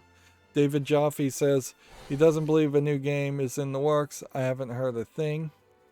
I could see that. It's kind of funny to hear anybody in the video game industry actually just talk about emotions and the idea that it would be hurtful. Because I feel like a lot of video game companies are all about just being cold, emotionless jerks. Anyways, so that to straight up say, yeah, if there was a remake and nobody talked to me about it, that would be hurtful. That being said, we certainly have seen that in other forms of entertainment where major players and people who you would expect to be involved in sequels of movies and are just not asked to come back, not included at all. And there might be any number of secret reasons behind that as to why that might be the case, as far as potential conflicts happening in the background. From a consumer perspective, if they decided to make an American McGee Alice third game and didn't involve American McGee or his company at all, if EA decided to do that, I believe it's EA, I think I'd still be way more interested in playing the game than boycotting it just because they didn't involve the creator. Same is probably true for Twisted Metal if I had any interest in playing Twisted Metal in the first place. In a lot of ways, I think Twisted Metal was a half concept of a game, and it needs a bit of a rethink to have any kind of relevancy these days. Moving on, Video Game Chronicle has an article. Cyberpunk dropped out of the PS Store chart a month after taking #1. So it returned in late of June and then immediately disappeared. So yeah, and frankly, in late June there probably wasn't that much competition either. Tell me what to do, please. Alright, let's see. Do we want to evolve something else, or Tell me what to do with my size let's and see, strength. hit this one and kill that, hit that one, I suppose I've lost some of my edge. and then heal that.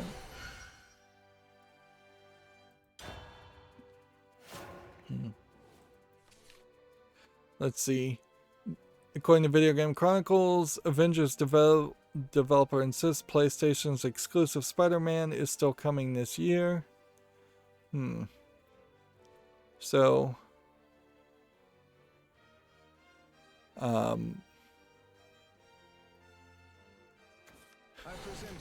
so Marvel Avengers will get an exclusive Spider-Man character, I guess, for people playing Marvel Avengers. Not to be confused with the Spider-Man game on PlayStation. This is the Marvel Avengers. It won't be long now. The false will sink, and the true will rise. Alright, well, let's hit this.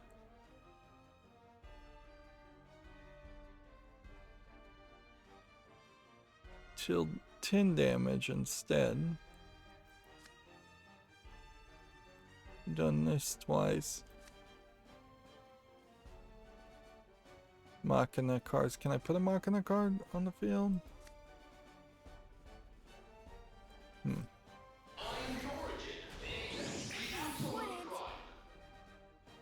I can do this, I guess.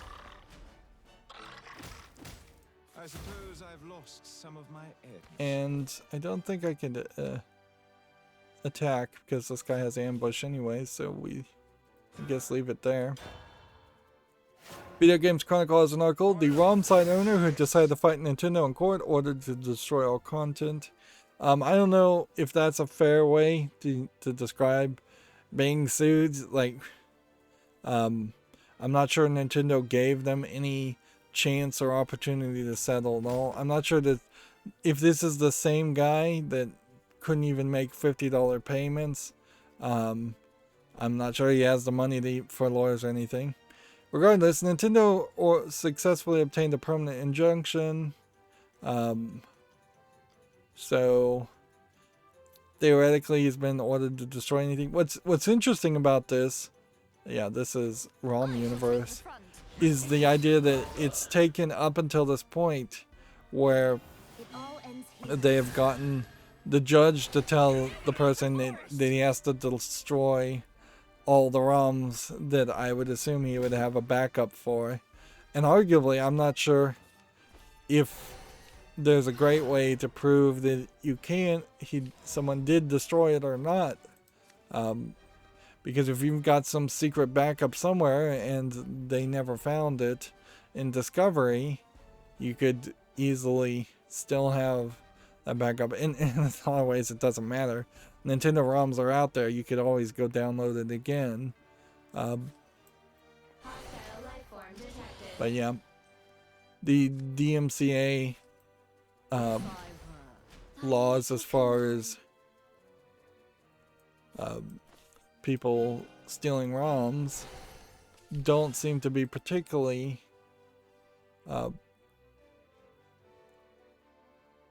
in the realm of. Can I win here? I don't think I can. I can do this. And then maybe evolve next turn. And do this.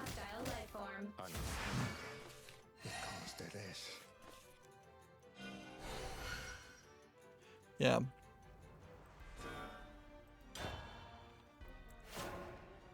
Let's see. So yeah, they won 2.1 million in damages, but failed to get a permanent injunction.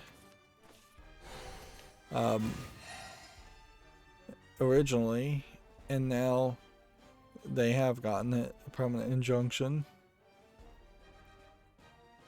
with a motion to reconsider because he failed to make his first $50 installment. Which arguably, like, you might as well just say, screw you, I'm not paying you anything. So now it has been granted. So he is now permanently banned according to judge order, which maybe that would mean if you don't follow the judge's order, you'd actually get thrown in court, in jail for criminal contempt at this point. But he's been banned from ever copying, distributing, selling, or even playing an unauthorized copy of a Nintendo copyrighted work. Which, at this point, I don't know if you would want to play a Nintendo work when somebody has sued you and you owe them $2.1 million. I don't think you'd ever want to think about Nintendo ever again anyways.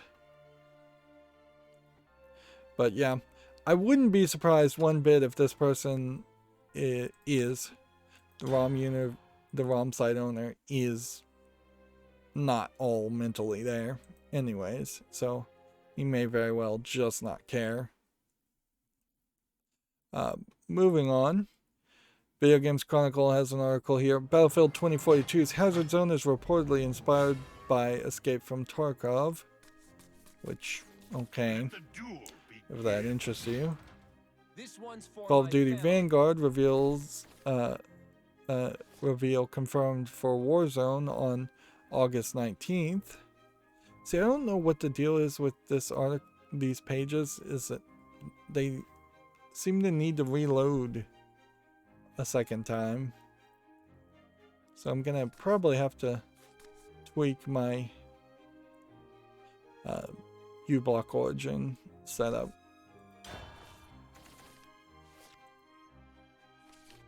See if we can do this.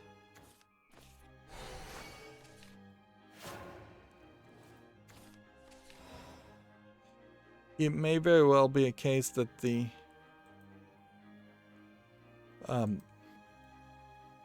page changes the way it looks on a reload, which that would be definitely weird, but not unheard of. That would be very weird, however, to specifically have a web page look different on different reloads. Do we want to play this? I guess we do. Oh, are you in need of medicine? Here we have a game on Steam called Casual Golf, which looks like nothing. 79 cents English only. Here we have a game called Untangled, which immediately catches my attention a little bit more, but I'm not sure it isn't just an asset flip horror game. The visuals here on the trailer in particular are probably the thing that's going to save it. Yeah, it looks like there's more visual tricks going on here. This looks like this might actually be a decent Asian horror experience. Yeah, $4.49 English only. That's weird. That's English only. Alright, well, I'm going to put this on the follow list. The question is relevancy. These screenshots do not do it any favors, certainly. Like, the only screenshot that even slightly sells it is this person being crucified, and even then it's dark screenshot syndrome. Where a lot of these other ones, I can't even tell what's going on in the screenshot. Do not seek what is not there. Open wide. So, yeah, that's probably a great example of making a bad collection of screenshots. Next, we have 1001 Jigsaw Detective, which just looks like it's a generic jigsaw puzzle game. I'm not even going to call it low effort at this point, just generic. That's a phrase I should probably use more. $2.99, English, French, German, Russian. Here we have a game called Ninja Stealth 4, which looks like a top-down stealth game of no interest. 59 cents, English only. Here we have one called Urinjo. Well, actually it's tagged not safe for work, so let's not just immediately show it. It's Orinji Ori no Komono. No, Kumo, not Kimono. Man, I'm not doing good reading Japanese today. At least we got out Wide. I don't know what Kumo stands for. That's a Japanese award. It's a jigsaw puzzle game with anime girls. Stop standing in peace. It's tagged not safe for work. It's tagged as a visual novel, which I don't believe is the case. None of the screenshots are actually YouTube family unfriendly, so you can look at them, but yeah, there's kind of nothing here. $1.19, English full audio. Yeah, I don't know why you have a Japanese title when you're not even supporting the Japanese language, or an Asian title when you're not going to support that language.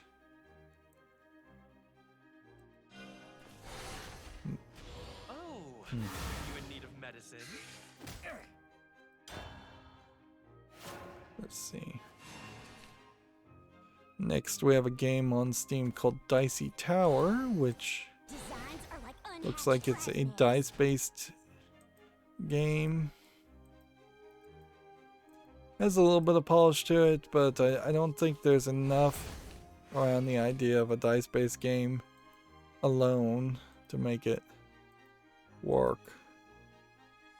Just feels like you'd be slowing down the gameplay mechanic really slow, making every fight last forever. $2.39, English and Russian, allegedly full audio in both.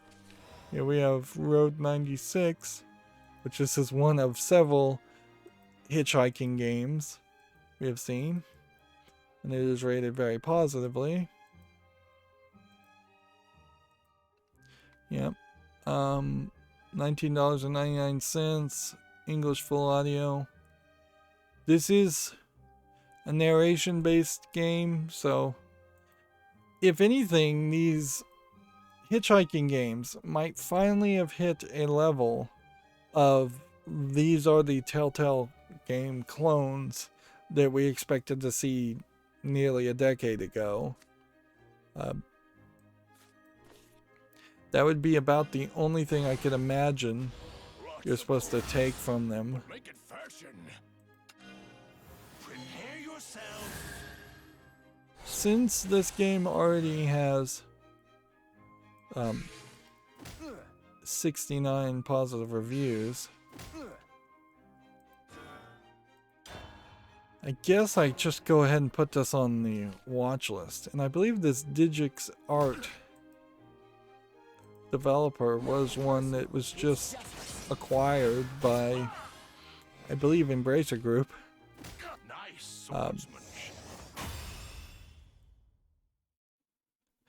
It might also be a case where Road 96 is like the breakout hit for Digix Art and Digix Art, and then we kind of quickly never hear anything else from them. How did I lose there? That is crazy. Let's see. Komatsu has the Samurai Showdown DLC character Baiken from Guilty Gear announced. So this is a character from Guilty Gear showing up in Samurai Showdown. Interesting. And still have these age restrictions as an issue showing up. Dragon Ball Xenoverse 2 character Gogeta from Dragon Ball Super has been announced, which I'm sure Dragon Ball Xenoverse fans will like that. There's this game Synergia that came to the Epic Store, which is a visual novel, which is funny that the Epic Store would be promoting a visual novel. It's also kind of weird that this is a Epic Store exclusive, it seems. Yeah. I don't think that this has been on Steam.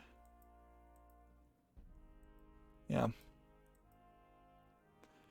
Yeah, it would be definitely weird, certainly, if we started to see the Epic Store get a lot less curated in the content that it has to offer.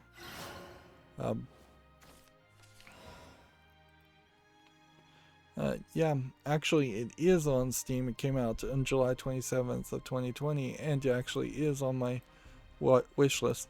And since this is a cyberpunk dystopian game, this might very well be a better argument to play this game than it would be to play Cyberpunk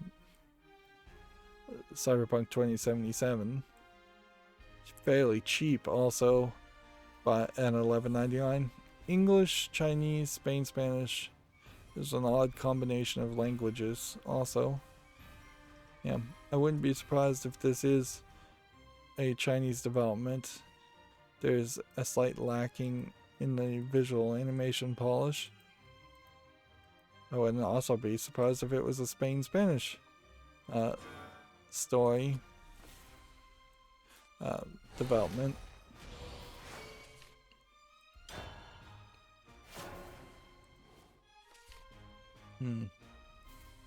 Here we have a game on Steam called Beaver Island, Tarina's Adventure. I'm not sure though how many visual novels I'd want to play, so thinking about that one might be much closer to an exception than anything else. Let's see, do this.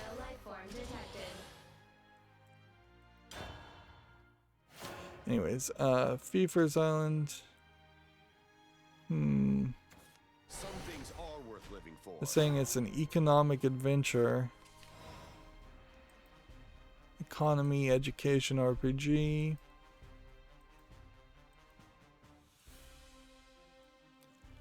Yeah, I don't think that there's a game here I really would want to play.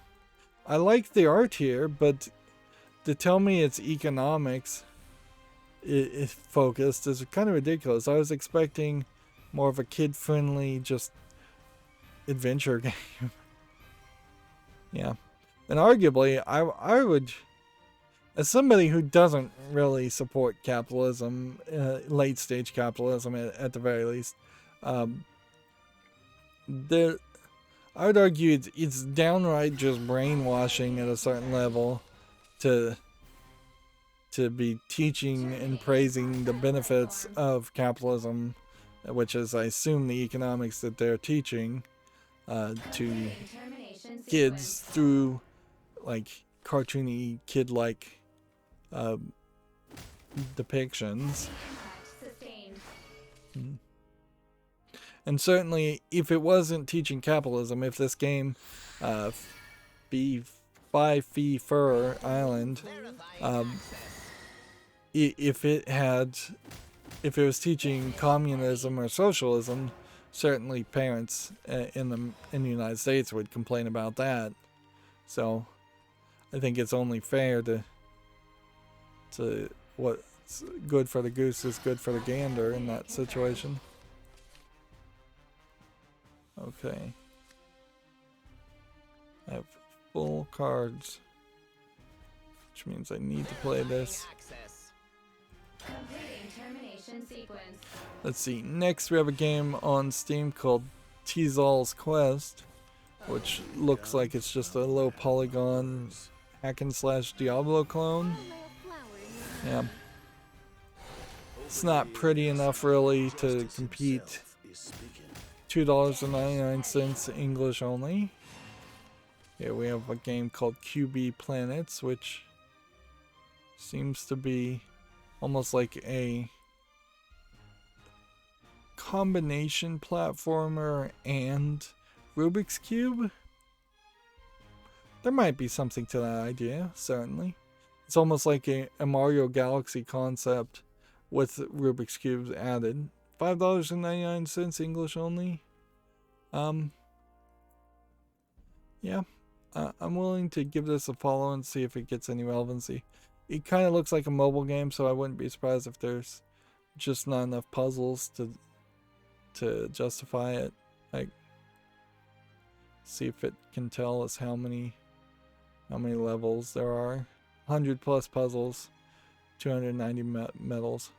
That doesn't seem like a ridiculous amount. The price at $6 may be a little high, but not insanely high. Alright. Do this. If I were Thy little canary.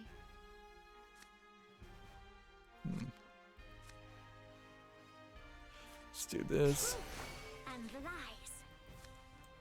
Give this to this. Everything was a lie. Hit that. See you around, Slick. And yeah, I think that's all I can do. Here we have a game on Steam called Geoduck, which looks like it's just a low effort asset flip garbage game. Free, English only. I guess at least the price is right there. Ender Lily's Quietest of Nights version 1.1 update is now available for PC. It adds new modes, items, and more. This is from Gametsu. I don't remember what Ender Lily's Quietest of the Night is, though. See if there's a link to Steam so we can see it. It looks to me like it might be a Dark Souls inspired game. Yeah, it's on the following list. It's single player, whole bunch of languages, $24.99. Well, with a very positive recommendation, this clearly needs to go to the wish list. So we will move that over. Alright, well, let's hit this. And hit this. This'll be over quick. And then hit this. All of you. to Then die, attack there, I guess. to die.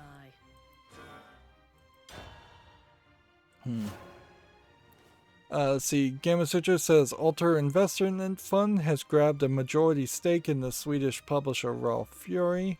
It's a little too inside baseball for me to care.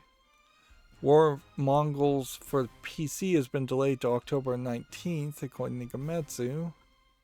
Which, that's definitely not a game that I've been keeping a lot of attention on. Let us pierce pierce the twilight putting any attention to.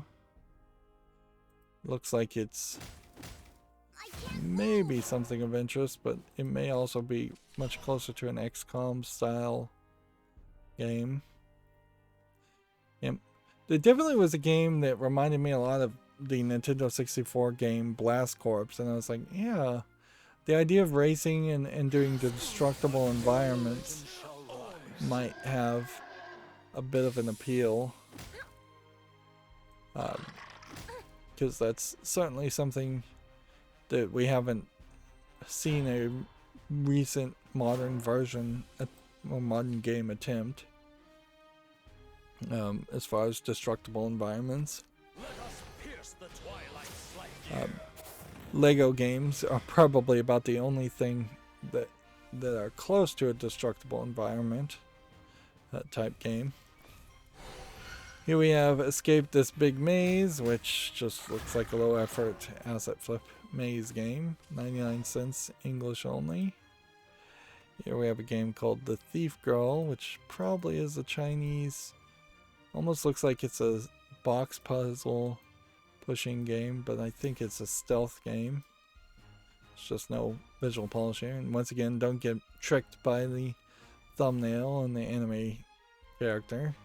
$11.69, English, German, Chinese, and Japanese. Here we have a game called Captain Collision, which just looks like a asteroid avoidance shoot 'em up game. Free. I guess the price is right then. English only. Let's come over here. Hostile unit confirmed. Play Tell that. me what to do, please. Hit that. Hit that. Let us pierce the twilight slight. Hit that.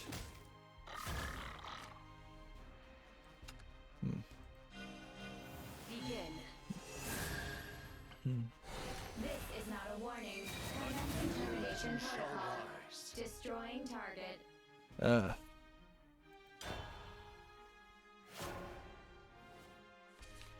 Here we have a game on Steam called The Last Village, which looks like it's aliens attacking. What's funny here is I normally would just describe this as an asset flip horror game, but in a funny way, I've never seen an asset of a UFO.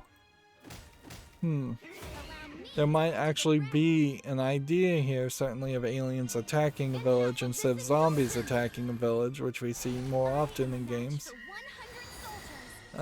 It's probably not worth my effort to put this on the follow list, but I'm going to give it an extra chance just because it's being slightly creative.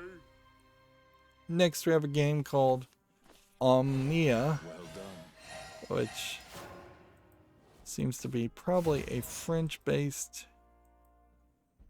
Well, it seems like it's a collection of mini-games and visual novel elements all over the place. $1.19, English, Portuguese, Brazil, Spain, Spanish. Is that not French that I saw? I guess it wasn't. Yeah, I don't know why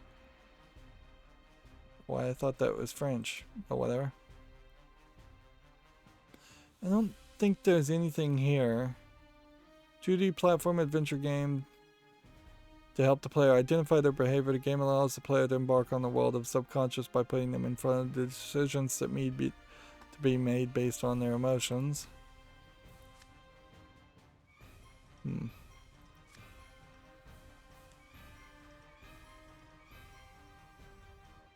Draw 2 cards.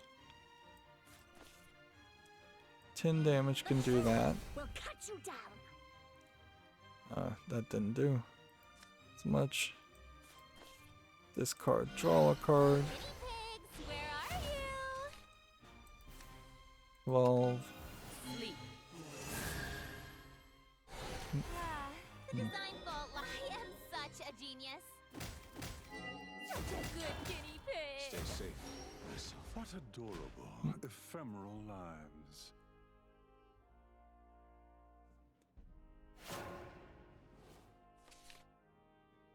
Yeah, I just don't think there's enough here as far as Omnia that to make me want to.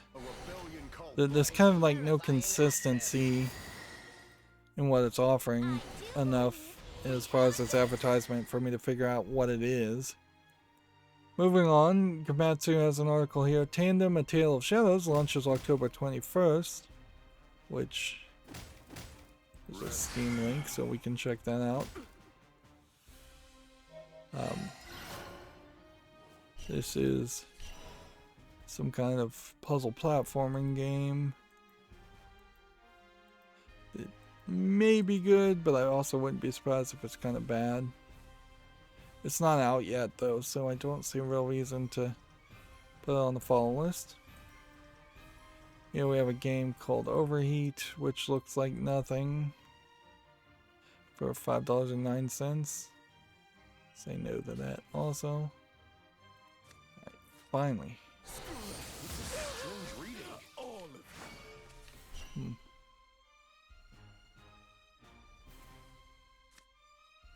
Fuse away that one.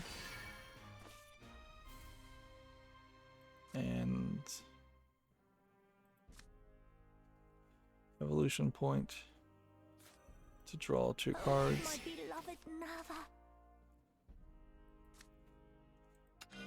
Accept harmony. Okay. Shutting down.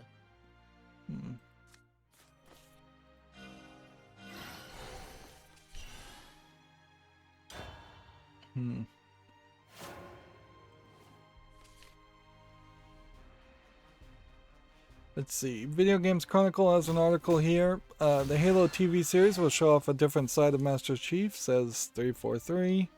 You almost assume that that would be the case because I don't think there's been that many sides of Master Chief shown in the first place. So, according to Video Games Chronicle, hidden Last of Us Part 2 multiplayer assets may hint at plans for a battle royale.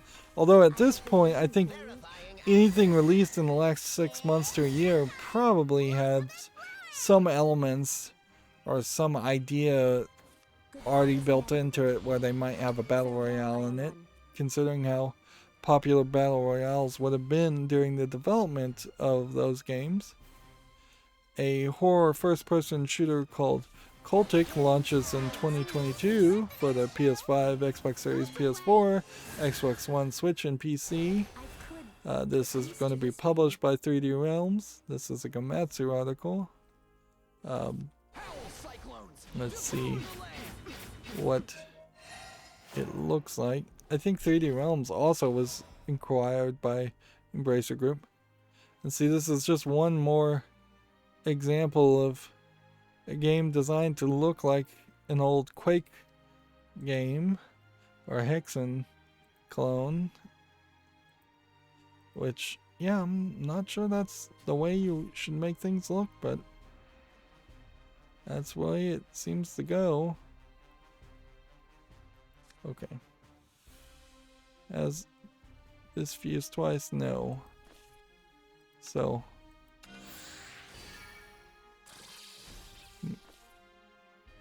Tell me what to do, please.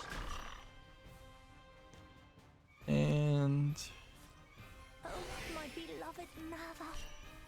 do that. Evolve that. Tell me what to do with like this. Hit that.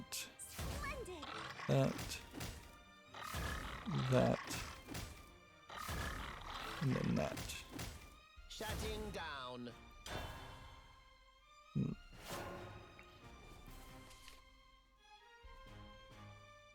Let's see. Here we have a game on Steam called Woody Choppy, which I assume is just a simplistic wood chopping game. We've seen mobile phone versions of these games better than even this. 89 cents English only, easily skipped. Here we have a game called A Clever Label, which looks to me like it's just kind of a VR documentary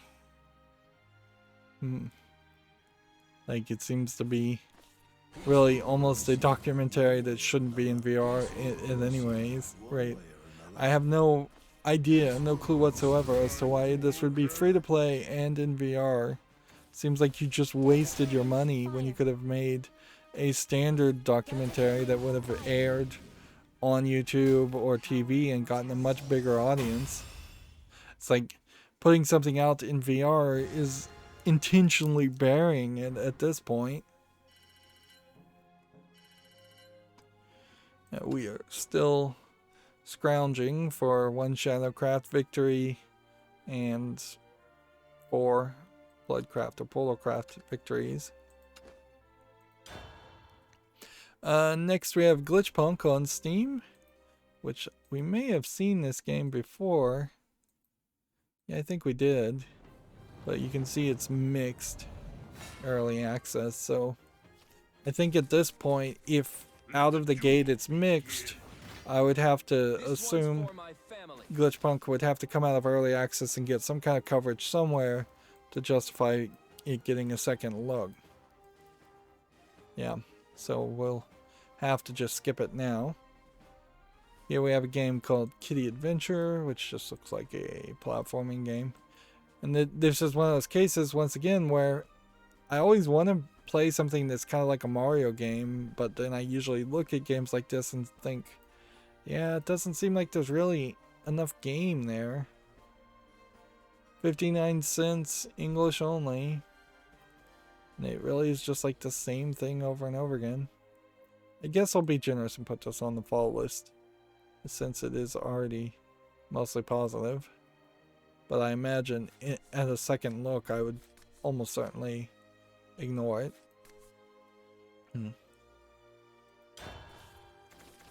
Here we have a game called 12 Locks and Keys. I think we already talked about this, where it's just a side-scrolling, low-effort game. $5.99.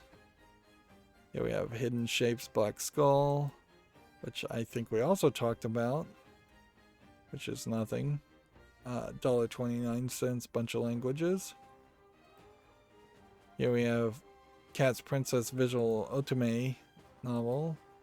Yeah, I may just have a whole bunch of open tabs that either I remember looking at them and then talk about them, or I talked about them. This is a dungeon crawler.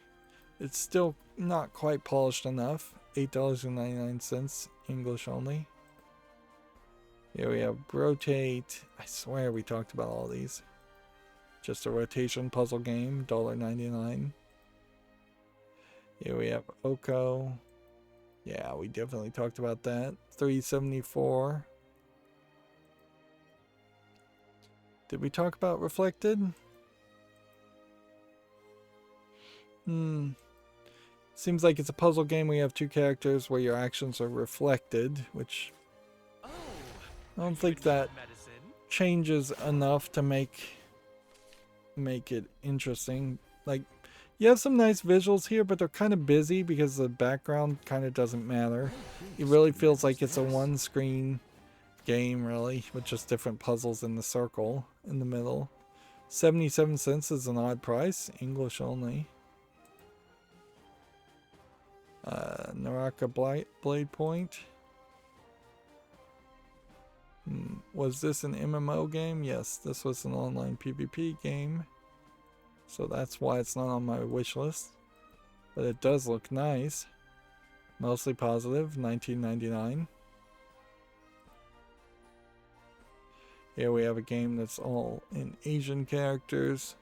And looks like it's a cell phone gacha game. Free to play with in-app purchases. Here we have a game called Tales of the Mirror, which apparently is a word game. Looks like it's probably a Chinese game.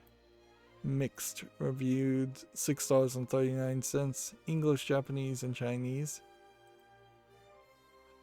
Here we have Area 54 visual novel action adventure, which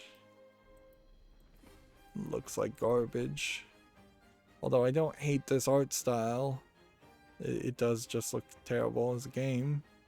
English, $3.99. Open wide.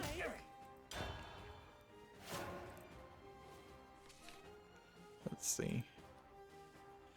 Gamatsu has an article here. Lovecraft's Untold Stories 2 has been announced for PC, which I guess that means there probably was an Untold Stories 1. Lovecraft's Untold Stories.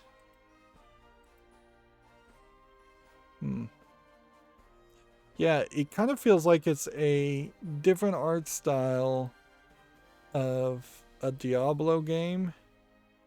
But I don't know if you can play the single player and if you just go on forever, or what. The idea of H.P. Lovecraft characters being the monsters you fight instead of demons in Diablo, I think translates fairly well.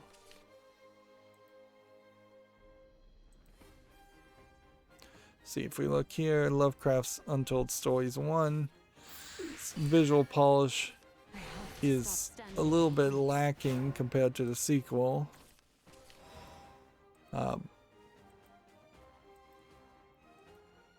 Yeah, it feels a little rough. Even at that, though, it's rated very positively and is on my wish list. It's not discounted now, but in January it was at $2.99, which feels like a much more reasonable price for something that looks this way.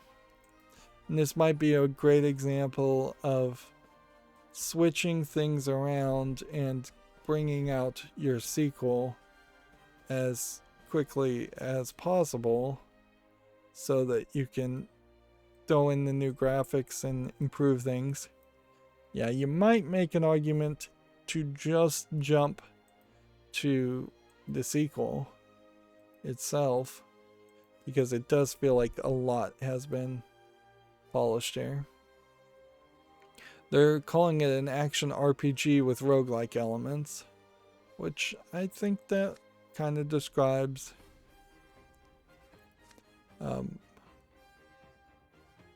it probably describes the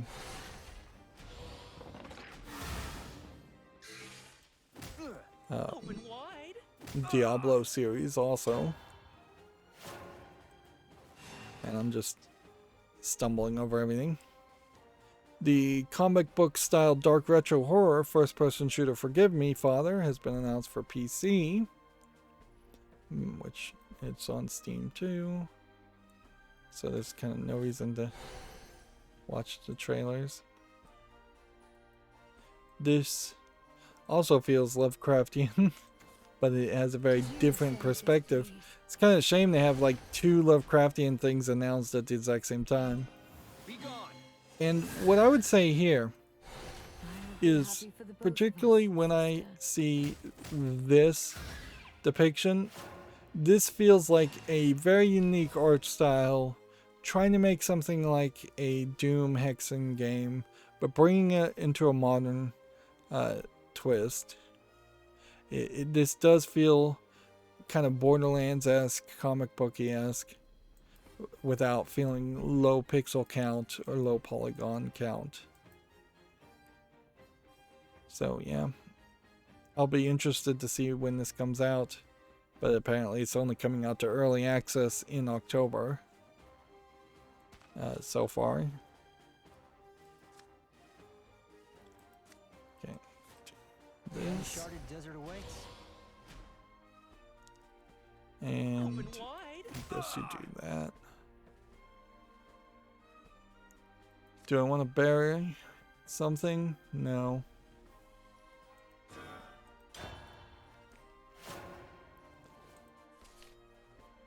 Let's see. A game called Power Slave Exhumed has been announced for PC. It combines the PlayStation and Saturn versions of the classic first-person shooter.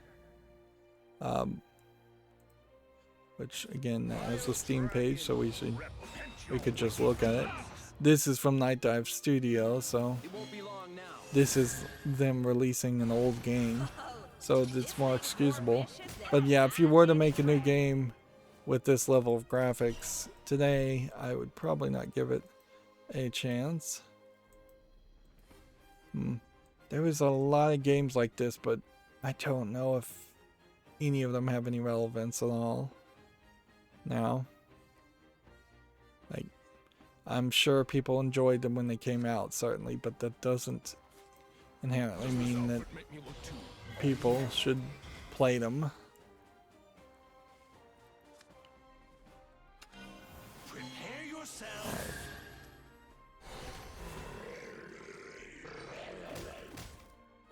Hit that, What do we have here? On to the next and hit project. that, I guess.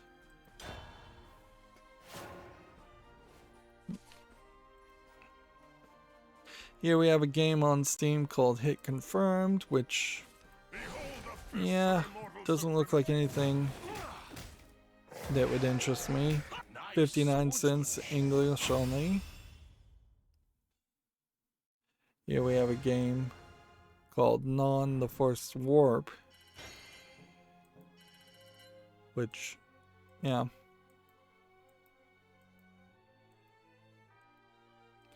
I don't see anything here that immediately catches my attention. It's a point-and-click adventure game, and usually I'm a sucker for point-and-click adventure games. $9.89, English, Spain, Spanish, Danish, and Italian.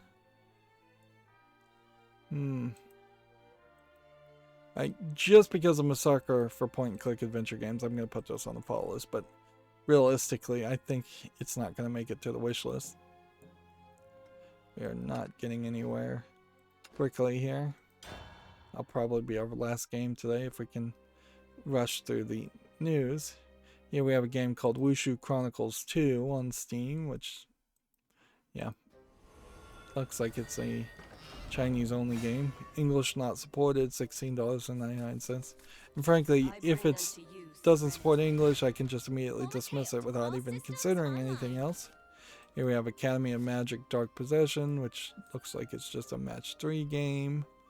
$5.39, English only. Here we have a game called Savior of the Abyss, which looks like an RPG Maker game. We're not seeing too many of these. This is rated very positively. $6.29, English, Korean, Japanese, and Chinese. Is there a way I could bend over backwards and want to play this? Honestly, I don't think there is. I think even if this was something that was just super popular, I'd have to hear audiences clamoring about it before I'd be willing to play it.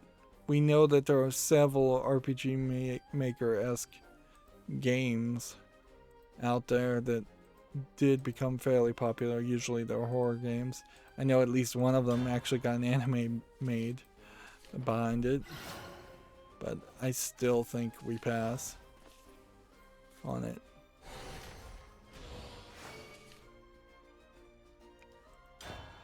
See, next we have a game on Steam called World's Legends, which looks pretty in the screenshots, but looks to me like it is just a first-person shooter player versus player game. $14.99.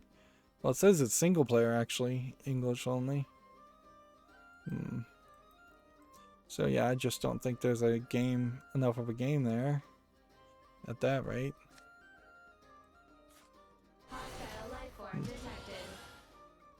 Let's go ahead and use with repair mode. Next we have a game called Gelly Break Deluxe, which looks like a 3D platformer. This might work. I wouldn't be surprised, though, if it's a very short game and not that good. Not worth like $19.99. Single player, split screen co-op, English, French, Italian, German, Spain, Spanish. Yeah.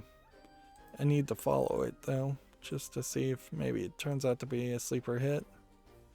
Here we have a game called Connect the Dots, which is just a single screen puzzle game. Not a terrible thought for a puzzle game, but also a lot of these games really should just be mini game mechanics in bigger games. I guess if this was really cheap, $2.99 is not that cheap. 500 puzzles. I don't know if I really need 500 puzzles of this either. Yeah. Don't think there's quite enough polish there for that game. Here we have a game called Magic by Mail, which is just a text-based game, obviously.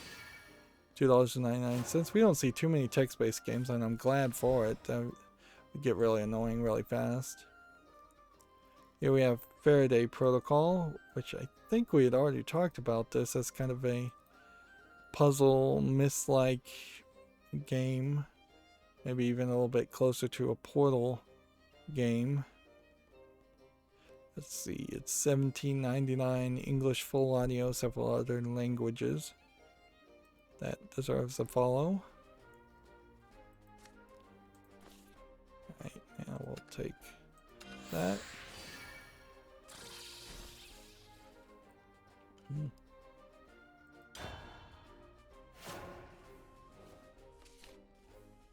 Let's see, here we have Marble Pop Paradise, which looks like it's a VR Bubble Bobble clone. Doesn't look terrible, but doesn't look excellent either. And I think there is an official 3D Bubble Bobble game. This is free though, so if you've spent the massive amount of money to have a VR headset, getting a free game would be very, very useful. So check it out if you're interested. Verifying access. Hit that. And then hit that. Thy little canary. And then hit that. And that.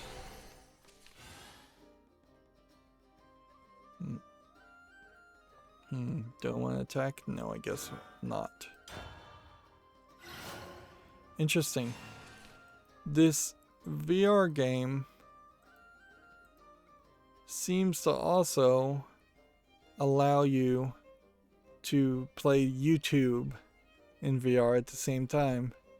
Which at a certain point, shouldn't all VR games potentially allow you to do just picture on picture? Like, shouldn't all programs let you have picture on picture?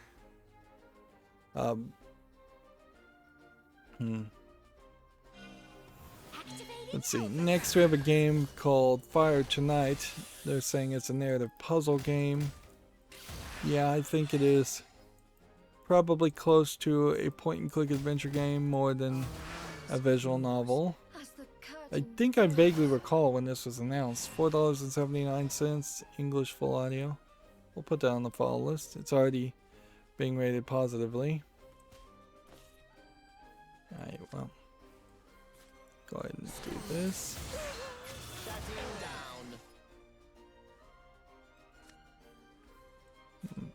Going to do this. And I don't think there's anything else I can do. Here we have a game called Vizzle, which looks like it's a block sliding puzzle game.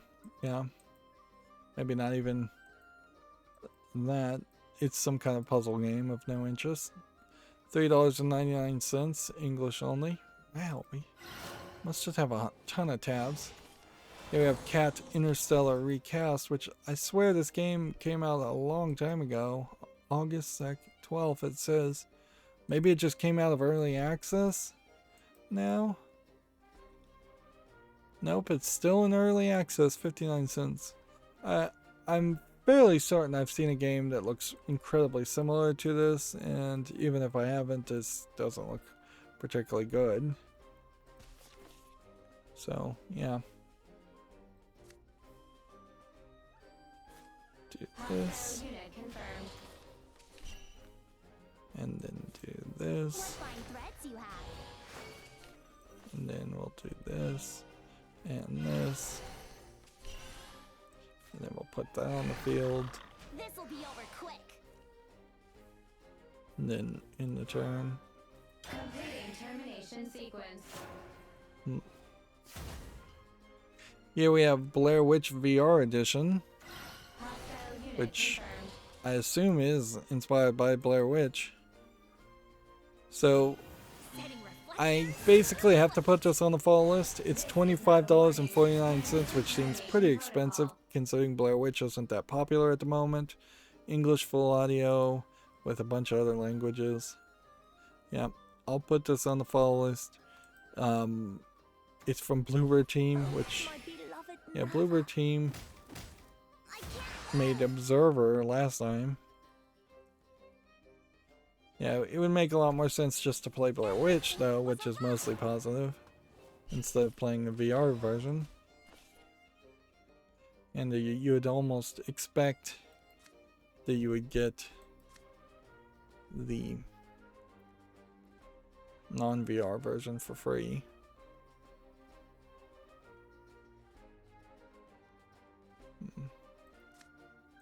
Okay, let's hit this. What to do, please? Back that down.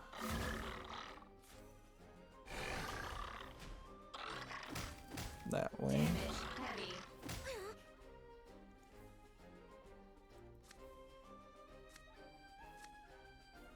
Let's see.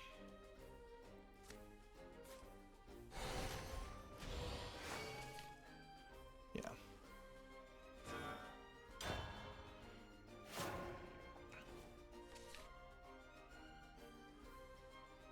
Let's see. Komatsu has an article here. Street Fighter V Champion Edition DLC character Akira Kazama gameplay trailer is now available. Which, yeah, looks like Street Fighter V is getting another character. Which, it's not super surprising, frankly, that you would get new characters. I'm not sure if there's a whole lot of costumes for the Street Fighter game. I wasn't really expecting that. Let's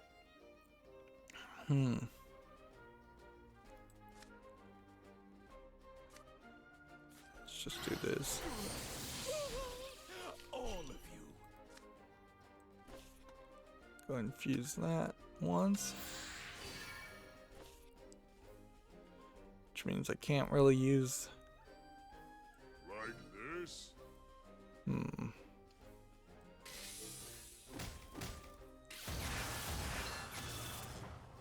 Like this? Hit that, I guess. That's probably the best way to pull that off. Yeah. Street Fighter V doesn't look quite what I would expect from a Street Fighter game.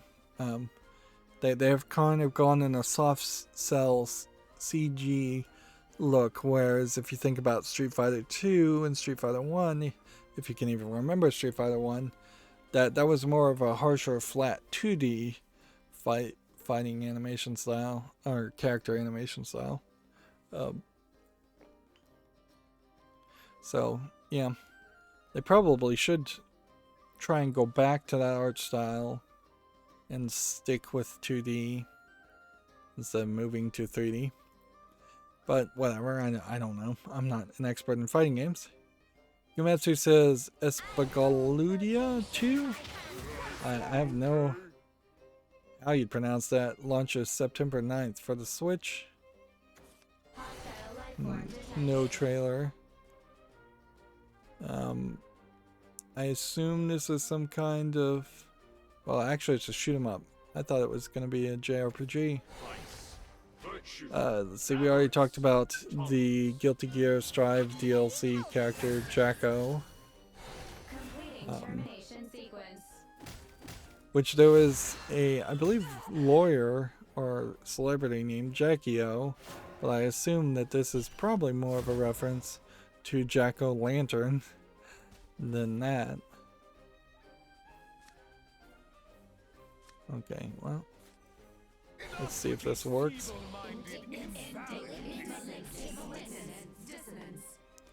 Okay. Here. hit that one first. Evolve this one. Hit that one. Ambition and avarice. A brace of vices.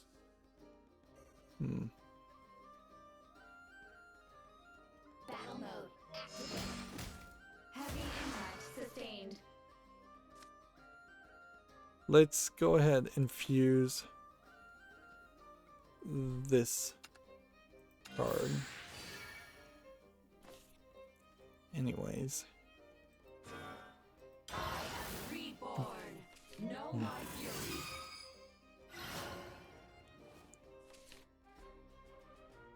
Let's see, here we have a game on Steam called Memories with My Kitten, which looks like it's just a puzzle game. Doesn't look terrible. $1.39 English, Portuguese, Brazil. It seems like it is custom art for a puzzle game, but it's still just a puzzle game, so I have to skip it. Here we have a game called Secret My Shadow, which looks like a family-friendly, says VR adventure game. Let's see, $16.99. Guess I'll put it on the follow list.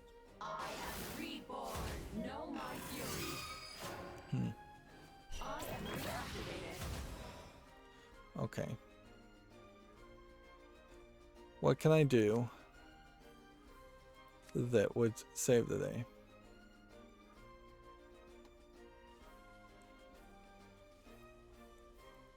I need to be able to kill something.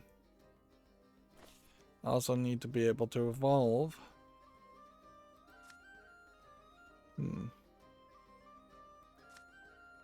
So do 2 damage, which is basically nothing. So my hope would be to play this and then evolve here.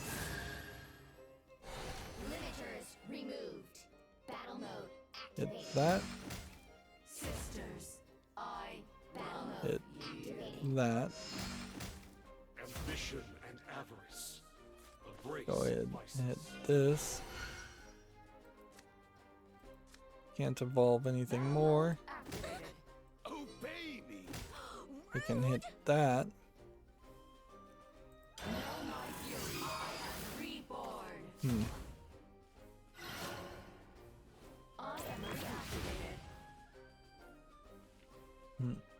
Here we have a game on Steam called Replicator, which looks like it's a top-down twin-stick shooter with roguelike elements, but there might be enough polish here in a comparison to something like Smash TV, and I am just losing non-stop.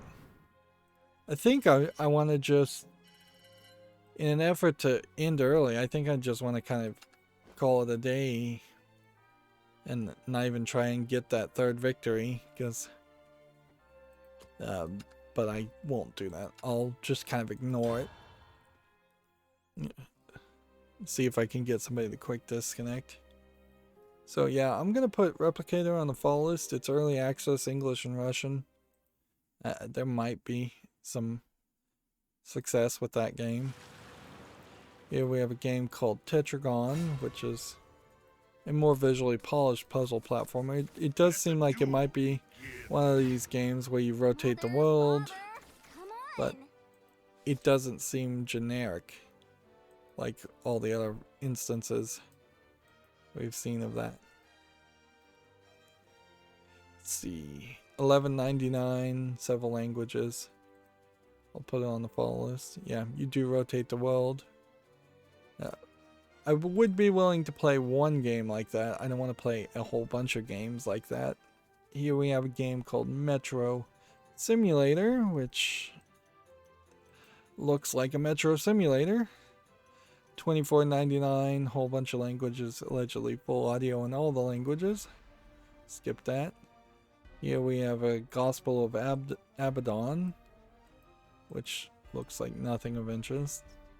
Looks poorly animated. $2.69, English full audio, a bunch of other languages. Here we have White Hell, which Looks like a generic, like, first-person shooter, Duke Nukem type clone.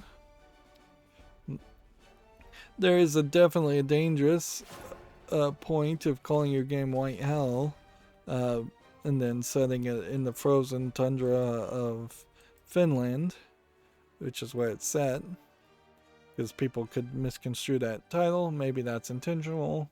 Maybe it isn't. English full audio, $14.99. Definitely don't see anything of interest there, though. Here we have Time Night Adventures, which doesn't look polished enough. $8.49 is too expensive also. Here we have Xena's Arc, which is a 4X strategy game for $29.99. We left too many things open on Friday, clearly. Either that or just a ton of games came out over the weekend, which I find that hard to believe. Here we have Boom XR, which looks like it's some kind of VR rhythm game around ninjas attacking you, which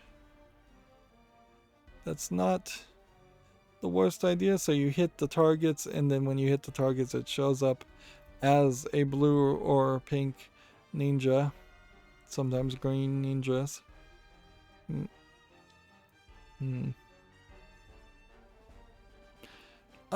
That seems a little violent, though, when you already had like Beat Saber and other things that kind of help reduce the violence in rhythm games, which you don't need violence in rhythm games. This is $4.99, which is a little too cheap for a VR game. Seems like this is one that will work on your own MP3s. Although at this point they should work on your own FLAC files too, not just MP3s. With iTunes embracing the free lossless audio codec, I assume a lot of people will start to embrace that if they have music files in the first place, which most people, I imagine, have long since just given up owning music files and moved on to Spotify and services that just stream. You look kinda haunted. No, literally. You've been chosen. I said I wasn't going to play it, but I started playing it. Here we have a game called Forsaken, which looks like a low-effort horror VR game. $5.99, English only. Again, too cheap for VR. Here we have Xando Extreme and Over the Top, which is some kind of board game, it says. Seems like it's a tic-tac-toe on top of two tic-tac-toe, super tic-tac-toe. Which doesn't really change tic-tac-toe much, it's just you play 9 games instead of 1. And if anything, they are spending too much animation budget for a game based on tic-tac-toe. Early access for no reason, $1.99. Apparently online PvP with third-party EULA, English only.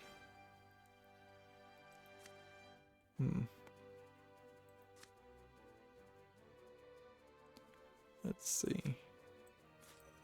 Why did I want gold again?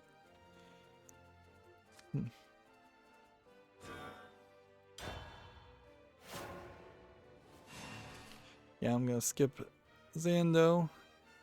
Next game is tagged with sexual content and nudity called Anime Zodiac, which I don't know if there's really a game here. It seems like it's just slide puzzles. If we look at it, here you have a sheep anime girl, a fish anime girl, I guess that's Libra. This is probably Leo the Lion. So, yeah. Seems like you talk to them on occasion. And then here's the bull, or cow. Here's the Gemini characters. So I've taken some probably pre-made anime characters and tried to make a Zodiac around it. But it does seem that it is just pixel block puzzles.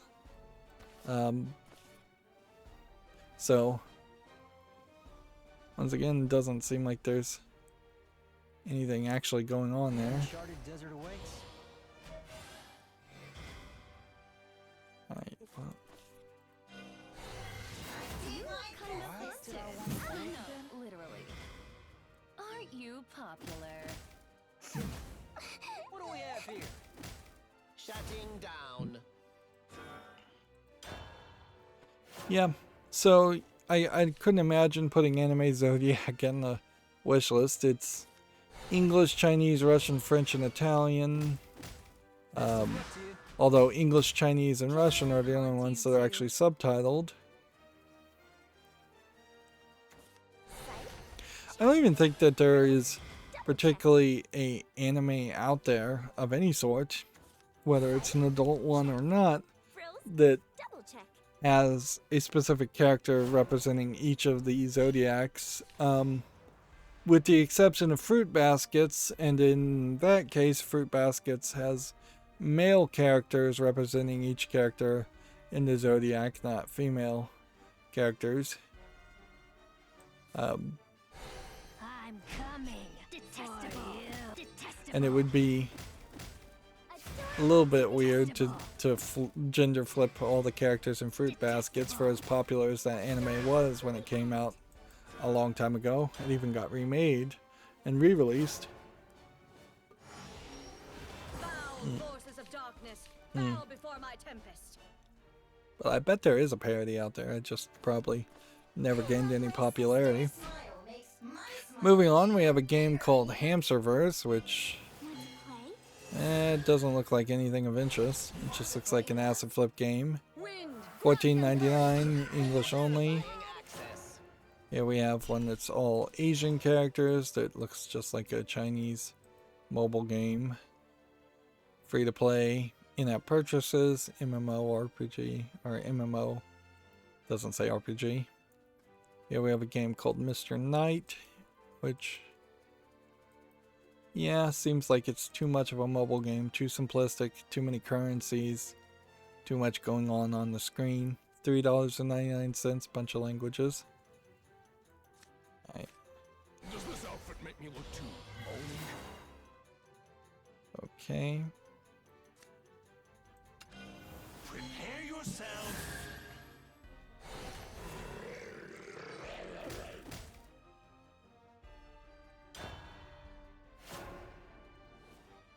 Let's see, here we have another game that's all in Asian characters, which looks like another mobile game. $7.99, Chinese only. Here we have a game called Candy Gun, which is just a simplistic Zuma clone. $5.99, English and Russian. I'm coming.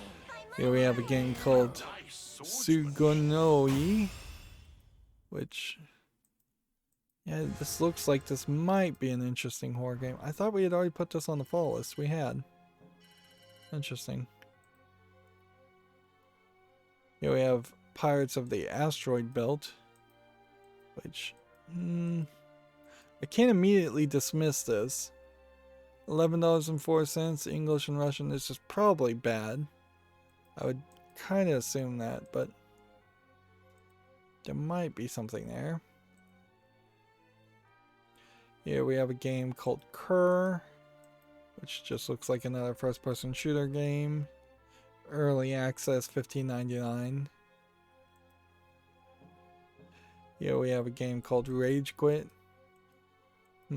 which is a third-person trap runner game, according to the description. Early access, $2.79. That's a little too cheap for what you're showing me, so it's probably a short asset flip game if I was to guess. Here we have Larry the Unlucky Part 2, which the animation there looks too rough. It's free, so check it out, I guess, if you're interested. Ridiculous to have games be free and then have a third-party in-user license agreement. Here we have a game called Jelly 2, and just now I can see the beginning of the end. This is $4.79. It's just a match 3 game. here we have a game called Malfunction 2, which, yeah, looks like nothing of interest. $3.99. I will check to see if there was a Malfunction 1 and see if anybody enjoyed it. Nope, it came out in 2017, got 4 user reviews, so completely irrelevant. Here we have Paw Patrol, the movie, The Adventure City Calls. Let's reload this page and see if it's got any new reviews. I may at some point have to just start playing Paw Patrol games in an effort to balance out the fact that there are just no more Lego games that I can play, either because I don't own them. I do own like Lego DC Supervillains. I don't know if I have all the DLC, but yeah, I thought I hadn't purchased that game, so I might get around to playing that fairly quickly, relatively quickly in the next year or two. Paw Patrol, the movie, Adventure City Calls. This is a game, right? Yeah, it says it requires a controller to play. It's $40. It's a bunch of languages. It says it's full audio and everything except for Japanese, which is interesting. I bet that's not really true. Yeah, let's put this on the fall list and see if we can get a review.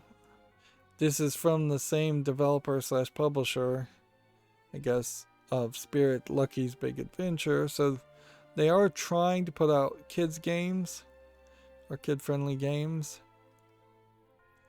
That being said, like, a lot of them don't seem to have gotten a large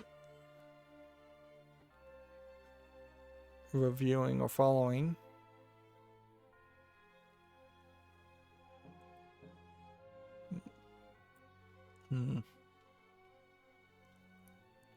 Yeah. I don't know if Paw Patrol's even that particularly popular though. Here we have a game called Upgun, which just sounds like a joke. Yeah, there's nothing here of interest. $10.79. I don't think I ate anything before I started streaming today too, so I'm starting to get really hungry.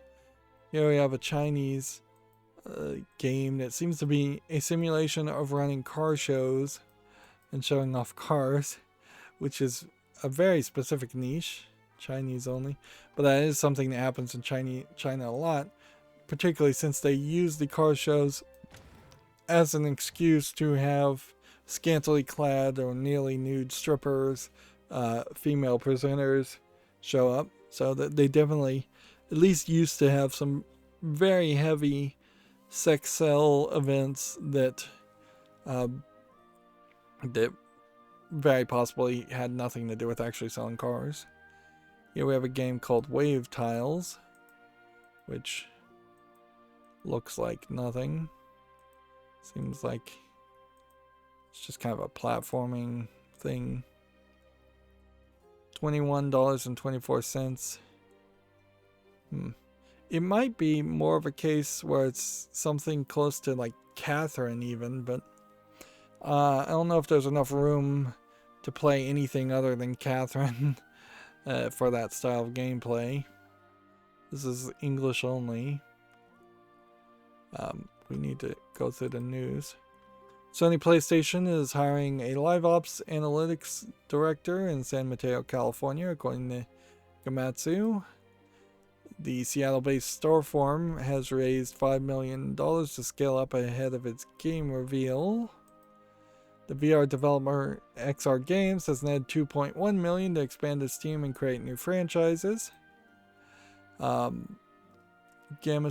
has an article embodying comfort and coziness in Here Comes Nico, a 3D platformer for tired people. This is basically just an advertisement / interview. Gamasutra barely talks about actual games and only really talks about industry stuff. Yeah, I think we'd already kind of looked at this game and talked about this game. Yeah. And then, let's see, Gamatsu says, Blood Rain Betrayal Fresh Bites launches September 9th, which this is a remastered version, I believe, of Blood Rain Betrayal, which I think I already have. So, it puts me in a weird position where I may not want to play the old version of a game just to play the remastered version of a game, because I haven't gotten around to play either one of them.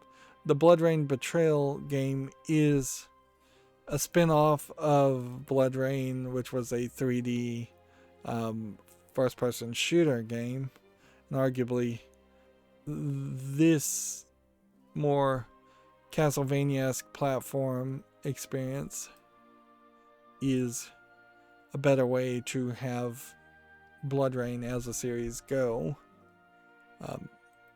Unless Fresh Bites is actually a new game. I don't think it is. The original developer WayForward upgrades its 2011 classic with new voice acting and Laura Bailey and Troy Baker, sharpened visuals, rebalanced gameplay. So you potentially could play both games because of the rebalanced gameplay concept. But yeah. It's a 2D hack and slash adventure game being compared to Mirror of Fate, which is a game I already played. Yeah.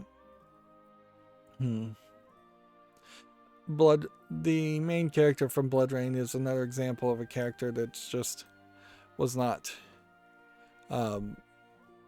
developed enough and didn't catch on.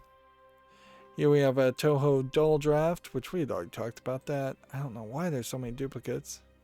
Here we have a game called Get Stuffed, which is a online party game, so I couldn't cover it. Free to play, online PvP, English only. This might interest somebody. The price is right, certainly at free. Here we have something tagged sexual content, so we'll come over here. It's Hero of Demon JRPG. Looks like it's just a standard RPG Maker game, dungeon crawler element. This is about the 4th or 5th game we've seen that's been tagged with sexual content, so I guess that resets the timer as far as adult content being allowed on Steam.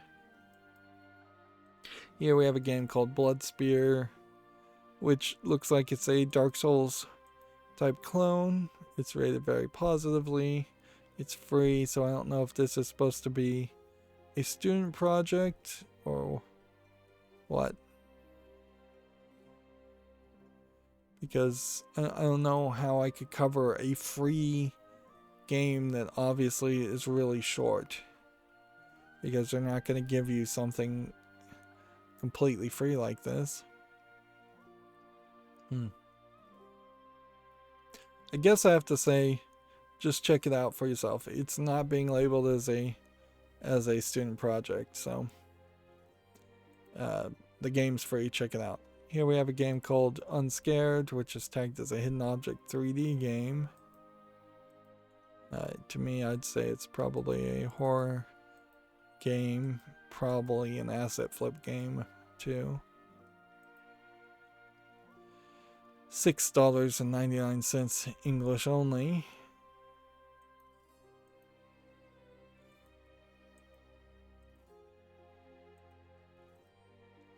Yeah, I'll give this a follow just to give it a chance, but I doubt it would make it to the wish list. Here we have a game called Monkey Tantrum, which looks like nothing of interest. $5.99 English only. Here we have a game called Mini Jumper, which is an easy pass. $5.99 English only. I wonder if that's from the same publisher. Here we have a game called Unknown Woods, which I kind of like some of the monster designs, so I think I'll give it a follow for this reason here, but it'll probably never come out of early access anyways. $8.99 English only, and even if it did come out of early access, it probably wouldn't make it to the wish list. Here we have one called Microgravity, which I can immediately dismiss. $2.99 platformer, English only.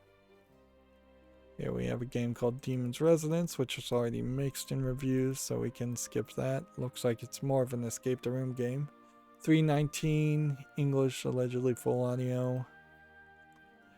Here we have Jelly. Didn't we already talk about Jelly?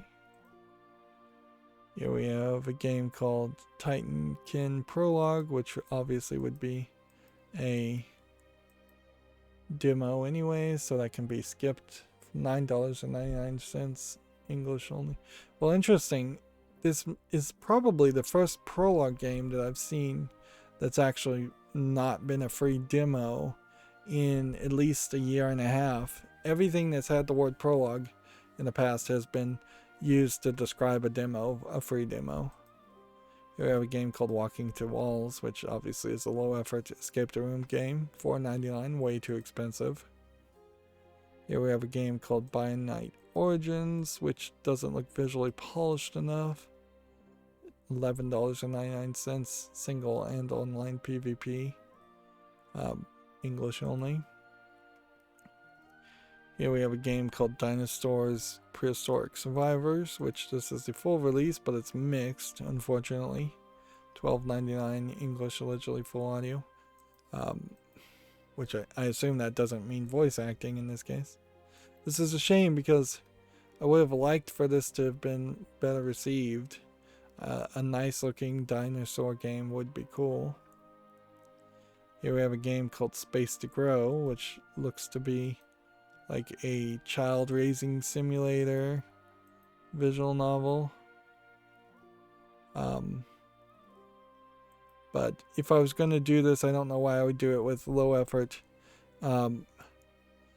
animation or poor animation here. I don't know why you wouldn't just play Princess Maker. What's funny is the father never ages, so one assumes that this pink-haired girl is the same pink-haired girl here. He hasn't aged at all. She's grown quite a bit, which is the same pink-haired girl here, I assume, because the wife is blonde. Yeah. And I assume the wife dies fairly quickly because she doesn't seem to show up in any of the other screenshots. $8.49.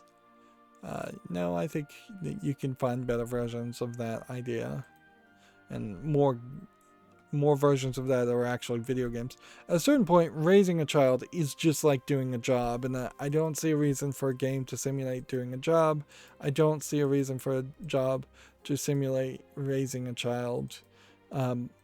There are times like the first Walking Dead Telltale game where you're taking care of a child and it feels natural and impactful. I think even The Last of Us 1, that felt natural and impactful, but that wasn't the whole concept of The Walking Dead or The Last of Us by any means. Here we have a game called Orb Tour, which I'm going to immediately ignore. Next we have Furry Shakespeare Dreaming One Lazy Dead Midsummer. This is the same developer making these weird anthropomorphic characters and then making visual novels based on Shakespeare stories. On one hand, I almost applaud their effort in taking old Shakespeare stories and turning them into video games where people might actually see them instead of having to watch a play or read a book, or read a screen script, I guess is what you do, or an adaptation of a play. But on the other hand, then having it focused around furries seems ridiculous. It seems like you're targeting a very small audience. It's like it almost comes off like this game developer thinks that furries in particular needs specifically to know more Shakespeare. And I don't get a reason why that would be the case. This is $9.99 English only. Here we have a game called Infinity Tempest, which doesn't look like it has enough variety as far as the screenshots to interest me. 59 cents English full audio. Here we have Walt Traces of the Lost Colony, which looks like a pixely kind of point and click game. It kind of feels like it's inspired by Monkey Island, so I'm willing to give it a chance. It's also rated very positively. This is a free prologue, English only. So I guess what I would want to do is click on this and then put this on the follow list prematurely since it's not out yet. Here we have another game called Our Personal Space, which looks like it is the exact same game that we just saw before. Free, English only. Here we have a game called Another Dungeon, which is tagged as a tower defense game. And the visual polish looks fine, but I don't want to play a tower defense game. Here we have a game called Fantasini, which looks like a horror game, maybe a horror asset game. Yeah, I think this is probably a horror asset flip game. I don't think there's enough here to sell it. See, a lot of these hallways look very similar. $4.49 English and Russian. I'm going to say no to that. Here we have a game called Jogward. That's $4.49 English only. That doesn't look like anything of interest. Here we have Chimera's What Wishes May Come Collector's Edition from Big Fish Games. Another hidden object game. Still seeing a consistent release of those for $12.59. We have about 5 more tabs. Here we have a game called Baron Magic, which looks unpolished visually. $5.99 English, Portuguese, Brazil. Here we have Stacky Desktop Edition, which looks like nothing of interest, for $3.99 English only. Here we have Indofire Tower Defense, which looks like nothing, for $5.99 English only. Here we have Cyberflight. I swear I've seen this game listed 3 different times on 3 different dates. Seems like this developer is straight up just trying to cheat the system, which clearly Valve should have some way of stopping that from happening. Either that, or there have been 3 or 4 different Cyberflight games. This actually almost feels like a racing game that might be interesting if it were actually a racing game. I don't see any real competition though as I'm watching this trailer. It seems like you're just kind of flying and avoiding buildings. And really this once again highlights why we should never have flying cars. That unless they're fully automated, the idea of flying in and out and around the buildings is just like every single near scrape of a wall could be a 9/11 in the development in making. This is $2.99 this game, a whole bunch of languages, allegedly full audio in all of them. Here we have a game called Puzzle Light Slide, which doesn't look like anything of interest. It's 69 cents English only. Then we have Dark Threads, which is tagged as a puzzle VR game. Does it require VR? Yes, it does. $5.19 English only. I'll give it a follow, but that's too cheap. We might be hitting a point where VR games are starting to get fairly cheap. And then here we have a game called Apostle 3D, which is another one of these first-person shooter games that Doom clones that don't look particularly interesting.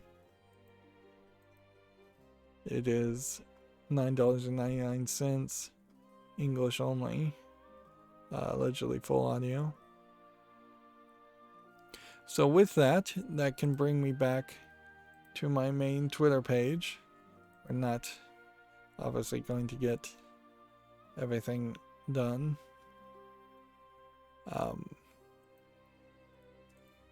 So, yeah, let me go through my main Twitter feed and check to see if there's been any new news worth mentioning in the past 3 hours.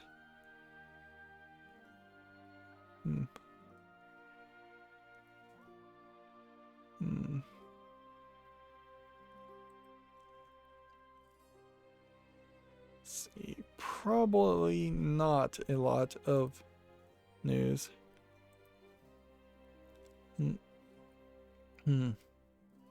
It is an interesting question on the ROM universe case, whether a judge actually has the ability to limit whether somebody legally purchased a Nintendo game and played them. At a certain point, having your rights stripped, an individual having the rights stripped for doing a legal activity that is not really threatening to society, probably is taking it a little far. It is different to say a dangerous felon who has used a gun to kill someone can be released from serving their sentence and still be injuncted away from ever owning a gun again. It is weird to at a certain point just outlaw someone completely and say they can't play a video game. Yeah, so I would argue if the ROM Universe website owner had any lawyers, they probably should challenge that injunction, because that is extreme. And frankly, I think other people should challenge that. Like, I get the idea of destroying stolen goods, totally. That's something a judge could certainly do. But never playing a game, Nintendo game, seems kind of crazy. On the other hand, this might be a case where the person is crazy, so the judge feels that even if they did start to play Nintendo games, that would put them back down the path of probably committing the same uploading of copyrighted material again. So, but I guess you can't stop people at a certain level. You can't try and stop people from doing things on the chance that they might commit a crime in the future. That would be asking a little too much. Yeah, not a lot of news came out. We have a game here called Gemstone Defense, which obviously is nothing of interest. And then we have a game called New Meaning, which just looks like another visual novel that's not particularly that polished. It's free, so check it out if you're interested.